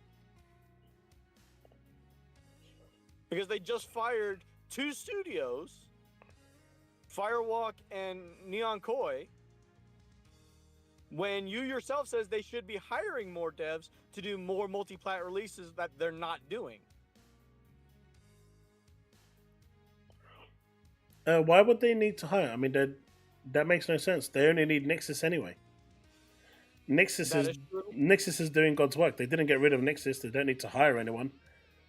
They just need to work in tandem with whatever developer's working and have the game come out staggered 3 months after at the very worst. Nixus is the one that's doing it. They haven't gotten rid of Nixus.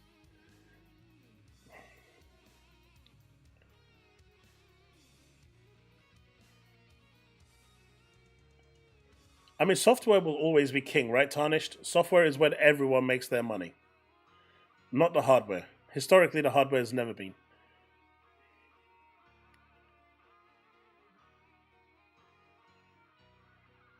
Oh, that was genius, Steve. We're not like really big in mobile at the moment, but we definitely want to get into mobile and do it the PlayStation way. 2 seconds later, we're firing Koi. Neon Koi's gone. But I can understand why Firewalk was canned because of Concord, but as far as I know, Neon Koi never released any game, and they had 3 to 4 projects that were canceled even before they were ever even announced. But they don't need to hire anyone for PC. They've got Nixus. That is literally their department, their studio for PC gaming, and they've not done anything there. No, Rockstar don't do it day and date because they want to double dip. They've openly said this. Yeah, that's true. Their developer openly came out and said they release it on PC a year later because they can double dip on the price. And Rockstar is also a horrible example.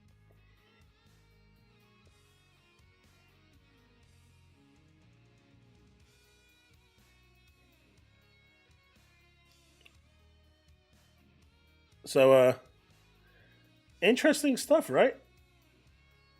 Interesting So, stuff. Cygnus, going by your statement there, doing day one on PC ain't easy. What would you say is the first game that is going to come out first party that is going to be day and date everywhere? It's delusional to think that it's never going to happen. Because we already know Marathon is coming out. That's first party. That's going to be day and date everywhere, including Xbox. So, by logic, do you think it's going to be something that is going to be before that? Like Fair Games?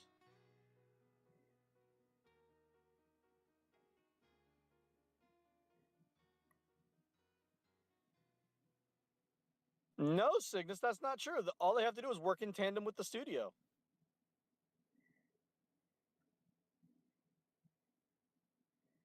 Nixus can do day one releases. They just have to, as he said, they just have to work in tandem. Cygnus, you do know that all games, no matter what platform it's on, are all made on PC, correct? More or less. You're not stupid. You're not stupid enough to think that a PS5 or PS5 Pro dev kit is where the games are made. That's where they're optimized.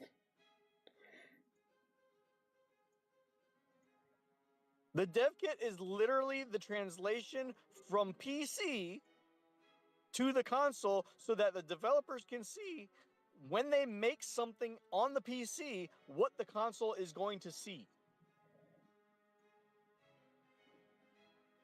It doesn't matter that PC has multiple configurations. It's not their job to optimize for the multiple configurations.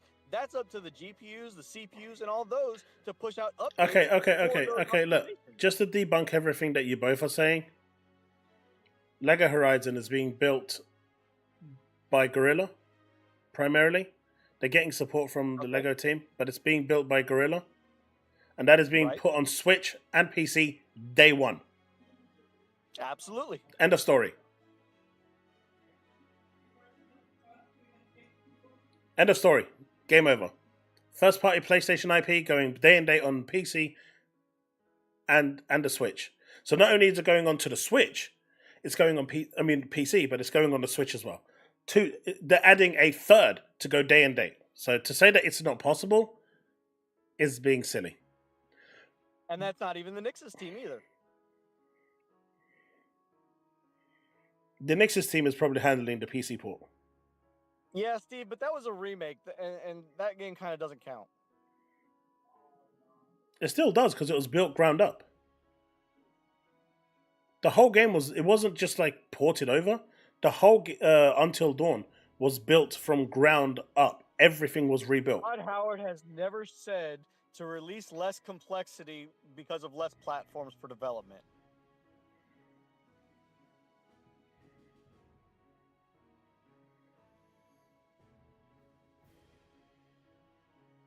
Oh shit, I'm gonna be playing StarCraft 2 when I get home then. This should be interesting. I want to hear this. Apparently, now he's equivalent to Jez Corden and... Oh, Reforged? Yeah, I saw that too. I don't think he's not paid off of ad revenue on Windows Central. He's just paid by them to write a certain amount of articles. As far as I understand it, he doesn't like make more money if he is out here running with a clickbait article that gets clicked more than the previous. Obviously, his writing style and his headlines are going to help keep him employed, right? If his article started tanking because he was like, he started titling his stuff Herp Derp and it wasn't, making any sense, they would fire him or they would end a contract with him. Like, yeah, I don't know. The stuff on Twitter, obviously, he put his chin out there about some stuff, and it's never fun to get something that wrong. Like, when he called it hopium or whatever, fanboy hopium. Like, that tweet's Cygnus, gonna how forever do you haunt explain him, Lego sure. Horizon? But how do you explain I don't think Marathon? his How do you explain relevancy Fair and Games? his standing with Windows Central is hinging All upon three of those his games sources. are multi-plat Like, day one I'm releases scooping on this, I more got a than just the source on console. this. Like, that's not really how he positions himself when he writes articles. It's like what people do to me. It's like I'll mess something up. Like I messed up that MW3 was the first Call of Duty to come to Game Pass. I completely forgot that, and so did the audience. And that gets clipped and turned into he's a liar. All he does is bash on Xbox. He lied, and he won't even admit that there's a Call of Duty on Game Pass.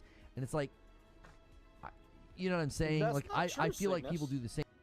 This guy is hilarious. Give me a headache.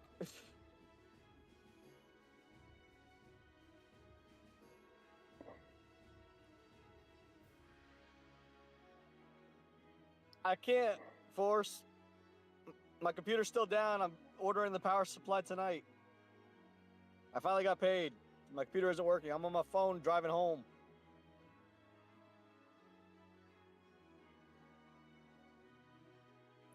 Yeah, Reforge is just an... Yeah, Reforge is something else. It's really funny how he attacks other people only in his members area. He never attacks other people outside of the members area. He's such a coward. He's worse than a coward because he's doing it also to his members in his live streams too. Just for disagreeing with him. Oh yeah, I get that, but what I'm saying is he attacks other people.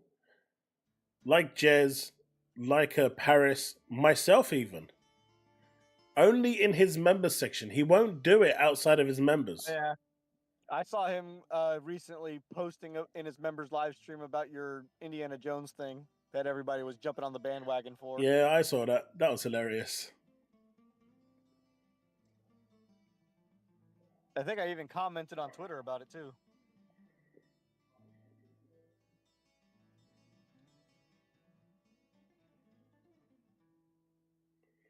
Cygnus, Okay, you're just Cygnus, damage controlling. Yeah, you're moving the goalpost because, again, your argument is that they're not going to be doing PC day and date. They're not going to be doing multi-platform day and date, that it's never going to happen. Yet, I just given you 3 examples. So you say that Lego Horizon's a rinky-dink game. Fine, I'll give you that. Whatever. Destiny 1 and Bungie have been multi-platform since launch. Fine, I'll give you that. So what is your excuse for Fair Games? Completely brand new studio. I don't know about that. Well, not a new studio, not a new studio, but a brand new game that's going to be day and date everywhere, including Xbox. Does someone want to just tell me how this mental gymnastics works from this Alejandro. This is the stuff that gives you migraines. This guy is such a fucking idiot. Okay, you're just gone, Cygnus. That's that's just done. Let's move on.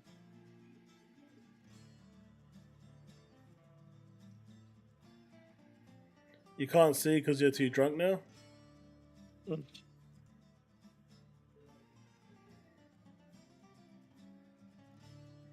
I honestly think the success of Day and Date on PC with Helldivers 2 is really what they're going to be trying to push for moving forward after seeing that multi-platform success.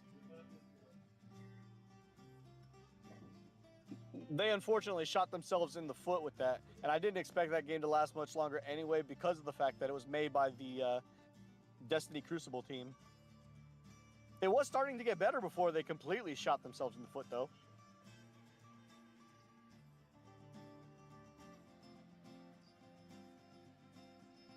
You know what? I can actually see what was it?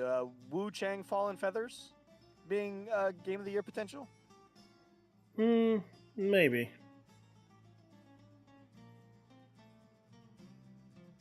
Oh, Chaos! Have you played any of the Subnautica games? I tried Subnautica, it wasn't my thing. Well, it's base building, so I could see that. Yep. I was excited to see Subnautica 2 announced. So was the wife, because she loves Subnautica. Tarnished, I know they're looking at Helldivers, especially Helldivers, because that was a jump out success, especially on PC. But they need a few more of those. They've only had one. Obviously, Concord was a failure. Until Dawn didn't do very well, even though no one expected it to do well, not even Sony. And there are other games like God of War, which came and went and no one really realized. Final Fantasy 16 came and went. I mean, even though that's not really PlayStation. And a recent Horizon kind of came and went without any fanfare. The bottom line is, if you don't release your games day and date, the hype for them will go. Obviously, Concord came along, and that was a bit of a special case. But I think they will be experimenting with other games. If they see Lego Horizon doing really well, for example, day and date, that's going to turn heads. And that's what's going to be the thing. That's what's going to influence their decision. I can agree with that. But yeah, this over here, this is special. This is really, really special. This is damn right special. Like I don't know, man. That is really goddamn special.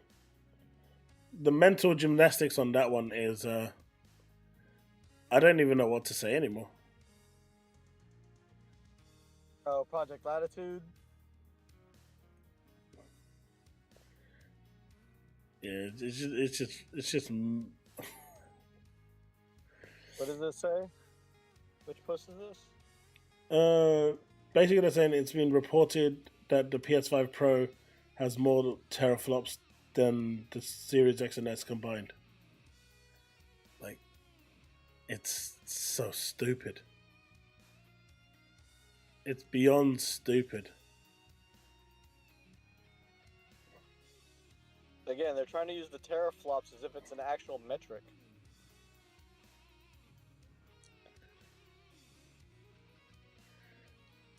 So here is Elden Ring, PS5 Pro. Performance, it's running at 59 FPS at just under 4K. So it's not hitting 4K native. Quality with ray tracing off at 4K is at 50 FPS.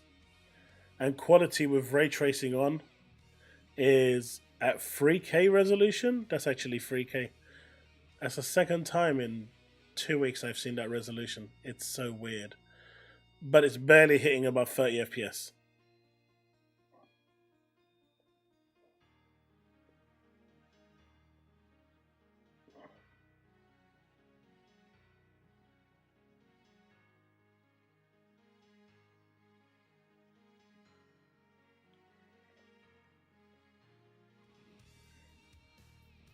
Yeah, they even said that the whole point of the PSSR technology is so that they can ship the game at lower native resolution. This hence looks why Alan better. Wake was 852. Just so that they can be able to upscale it to 4K, which is the end result anyway. I think the middle one looks better. Goggle. With ray tracing off. Obviously, it's running closer to 60.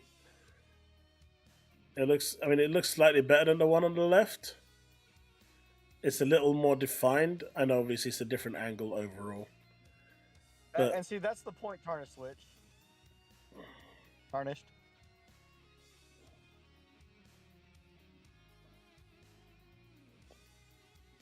Teraflops is not an actual unit of measurement.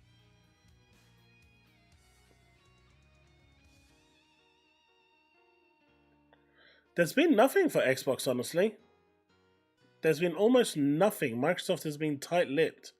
I've been trying to Well- dig up some information on the handheld console. There's not been much at all from that regard. There was obviously the Well, Game somebody Pass. said it earlier. StarCraft is now in Game Pass. That launched today. Oh yeah, but he's talking more like big news. Any like no, I don't think they've announced anything significant as of late. No, I mean we already know about Microsoft's FSR 3.1.2 update that now makes FSR 3.1.2 compatible natively with Xbox, and there's talks about FSR 4 potentially having some form of compatibility with the series consoles, Later, and that's the thing. But there's really been nothing. Like honestly, there's just not been anything. I mean, even and you've noticed like my overall videos have slowed down as well, because there's really just not much info out there when it comes to news. Everything just seems to be really, really dry right now. It's either Dragon Age or the PS5 Pro. Oh, don't let the fanboys tell you that. Hear you saying that, Chille. Was looking at Black Friday They'll sales. disown you. 4060 pre-built. I mean, at this point, the 4060 is more powerful than the PS5 Pro. Yeah.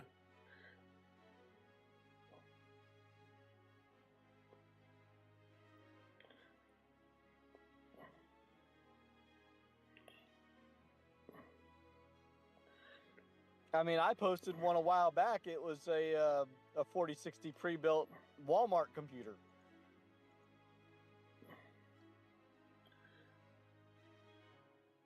But yeah, there really isn't much in terms of information. Taz, are you literally going to shove yourself in a fridge? On a brighter note, at the Game Awards, Resident Evil 9 is going to get the official trailer for those Resi fans out there.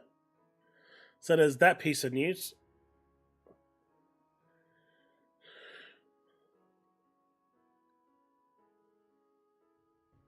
Yeah, I haven't seen anything on the RE9 leaks because it's leaked today while I was driving, so.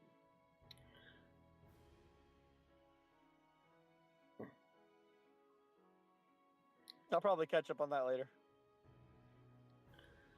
If it gets me. God damn it, Taz. Take it easy, Ghosty.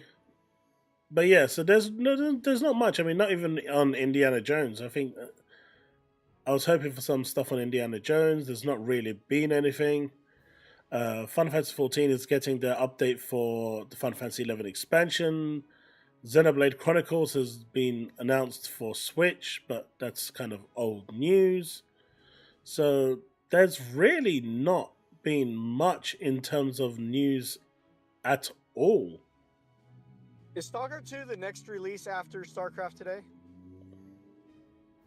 Stalker Flight Sim is coming one day before. Okay. And the fact that both of those are going to be in Game Pass are amazing. I can't believe that the highest priced version of the Flight Sim is $200.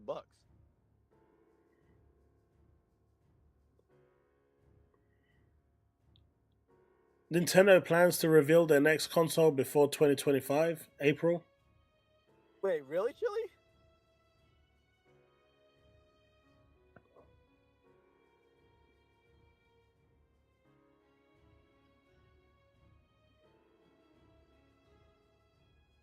I think Flight Sim and Stalker 2 are so different in terms of games that I don't think it matters. When you've got two games like that, the people that are generally interested in Flight Sim are a different market to those that are interested in games like Stalker. At least that's my opinion.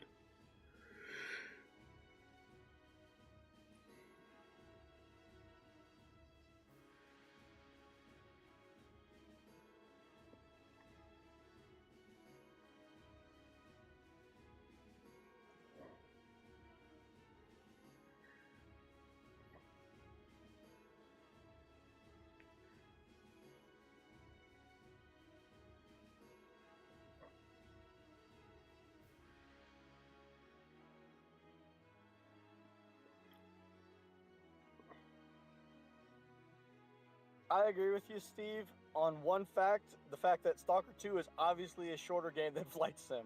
So you can play it, beat it, get your fill of it, and then have your time taken for Flight Sim until Indiana Jones releases later, if you decide to play that or not.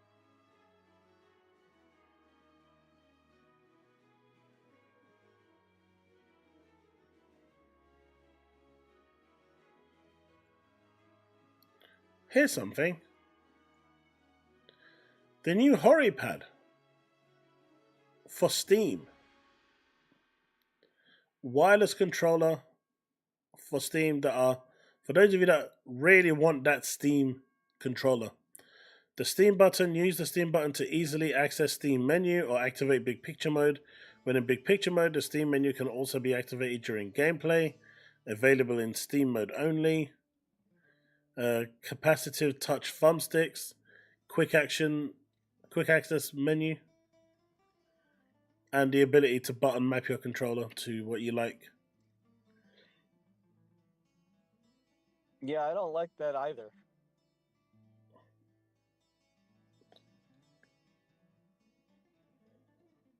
It's wireless and obviously it's got a wide option too. The fact that it has 5 buttons technically in the center, and then one in between the D-pad and the right analog stick, that just looks bad. But you'll never actually accidentally hit them.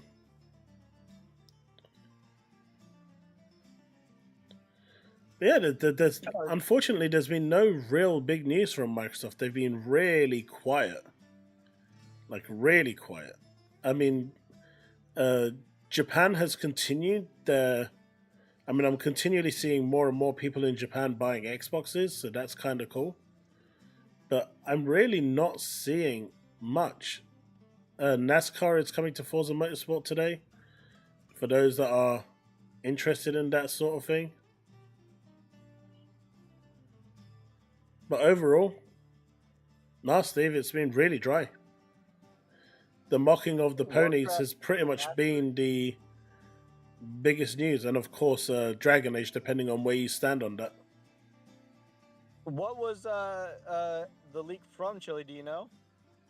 Was it Microsoft directly, or was it from like a specific studio?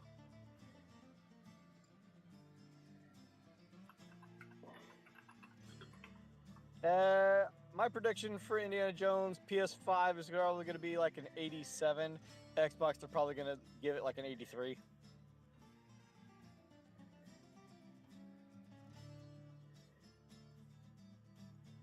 So apparently Warcraft 2 remaster underway. As Warcraft hits its 30th anniversary, rumors swirl about a classic return, with a new version spotted on Blizzard's CDN as reported by BlizzTrack. So, Okay. yeah. It's more people data mining the info than an actual informative release. Gotcha. Well, the wife and older son will be happy to see that. I'll have to tell about that. Tell him about that later.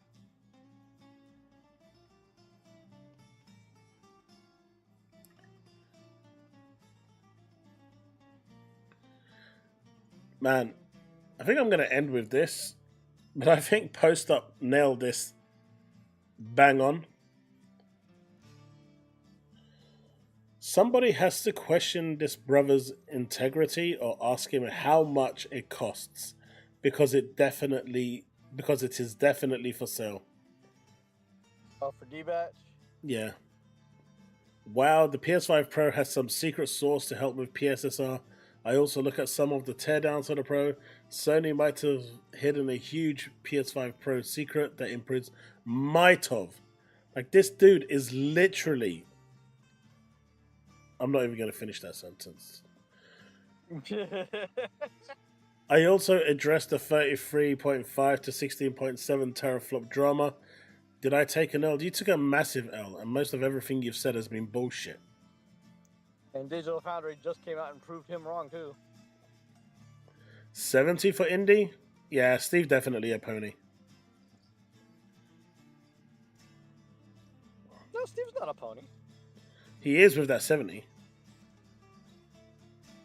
Oh, you see what he said in the next line. Yeah, he tried to recover there. I'm not looking for his recoveries. Oh, Cygnus. I was wondering where you went. D-Batch is part of the Xbox family. You don't turn your back off. He ain't part of the Xbox family. They all flipped the moment things went a bit awry. He's an orphan. Nobody wants his ass. He's your new adopted child, man. And you can take him. I don't want him. You now have Tim Dog, D-Batch, Peter Ovo, and Warhammer Dave. Congratulations.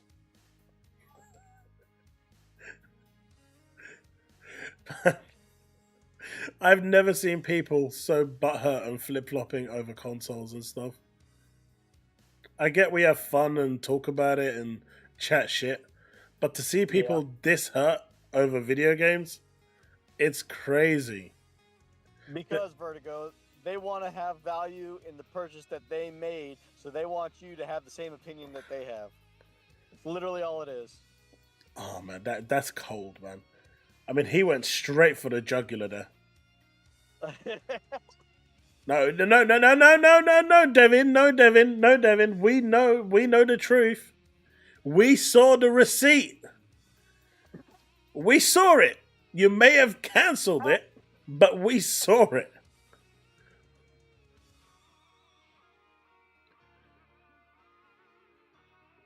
I mean, I was on PC long before I was ever a console gamer.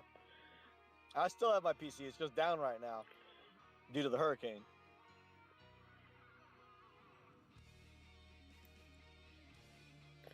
Attachment theory. See, receipt. There are receipts. I have the screenshot. Jesus Christ. There's receipts. Cygnus, like I said, with in terms of me, when it comes to gaming, I just play anywhere I can. I even play on my Steam Deck if I have the option. If that's the only option I have, if my son's on my PC and my daughter's on the main TV or the wife's on the main TV, I'll play through the cloud or something.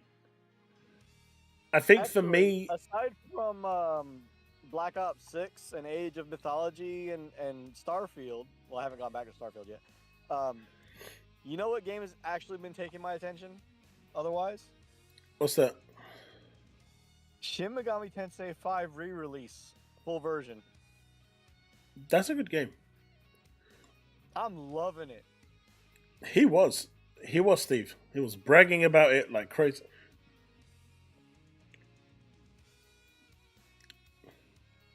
Devin's trying to backtrack. I mean, at least it wasn't like Koala Man who bought 3 copies. Oh, that's just bad. I don't even think that man has 3 PS3s in his house. Or PS5s, rather. But most people here will tell you. So, Cygnus, for me, I game where games are. I may be, more into my Xbox. That is true. I'm not going to deny that. But I won't play a game just because it's on the Switch or a PlayStation. I have them for a reason. I was lied to. Please understand. Damn. You was not lied to. He's really trying to grift hard. Me and Steve have the receipts. But yeah, this is crazy. He wants those PlayStation points. It's rough, man. It's rough. I mean, I don't understand what D-Batch is trying to do. But good luck to whatever it is trying to do. Everyone has their own grifting and their own, their own shtick that they're trying to get aside. Well, I'm gonna get on out here because I'm finally home, Chaos. You take it hopping easy, on man. Black Ops 6? Huh? You gonna hop on Black Ops 6 in a few? Nah, it's past midnight, man. I'm gonna call it a night. Okay. All right. Have you gotten your ray gun skin yet in Liberty Falls? No. I was too busy carrying Steve and Devin. My shoulders still hurt.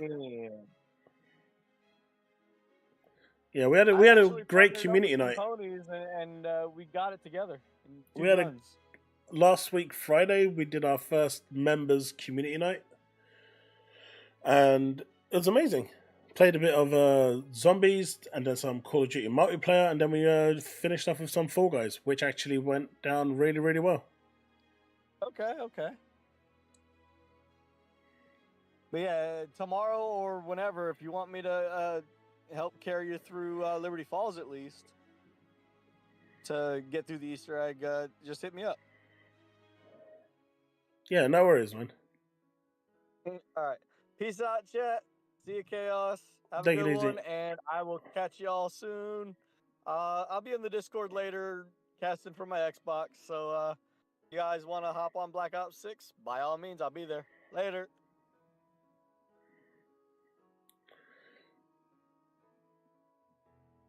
Chat, if there's nothing else that you guys want to talk about, then I think I'm going to... Where's my Discord? Huh? Trying to find my Discord so I can disconnect. I got too many apps on my phone open for some reason. Oh, there we go. All right, now I'm out. Bye. Take it easy, pal.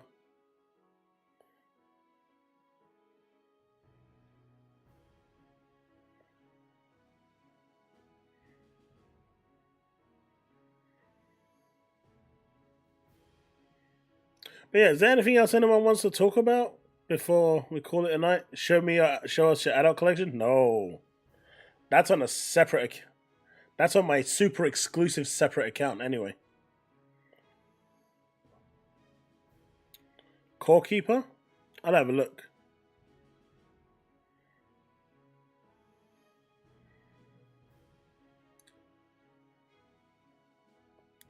Well, I guess that's it then.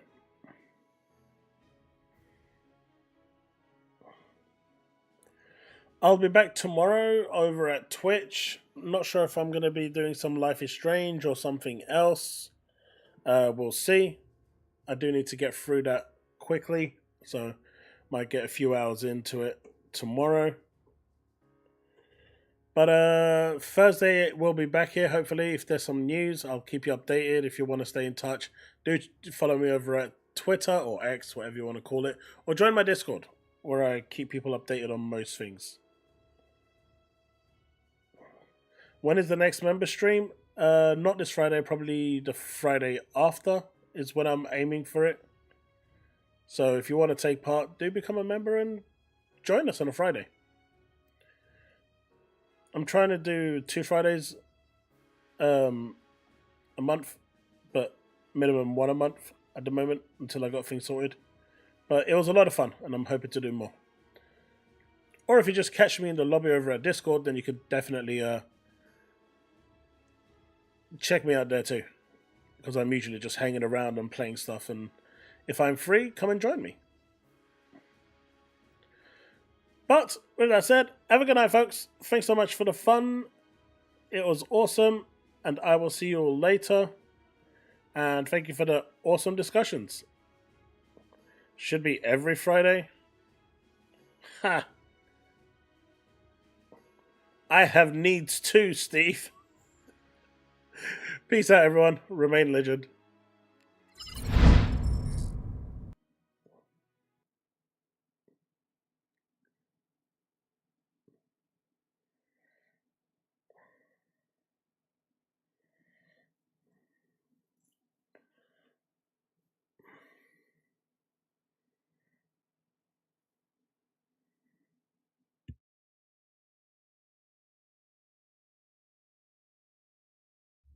You should, Chille.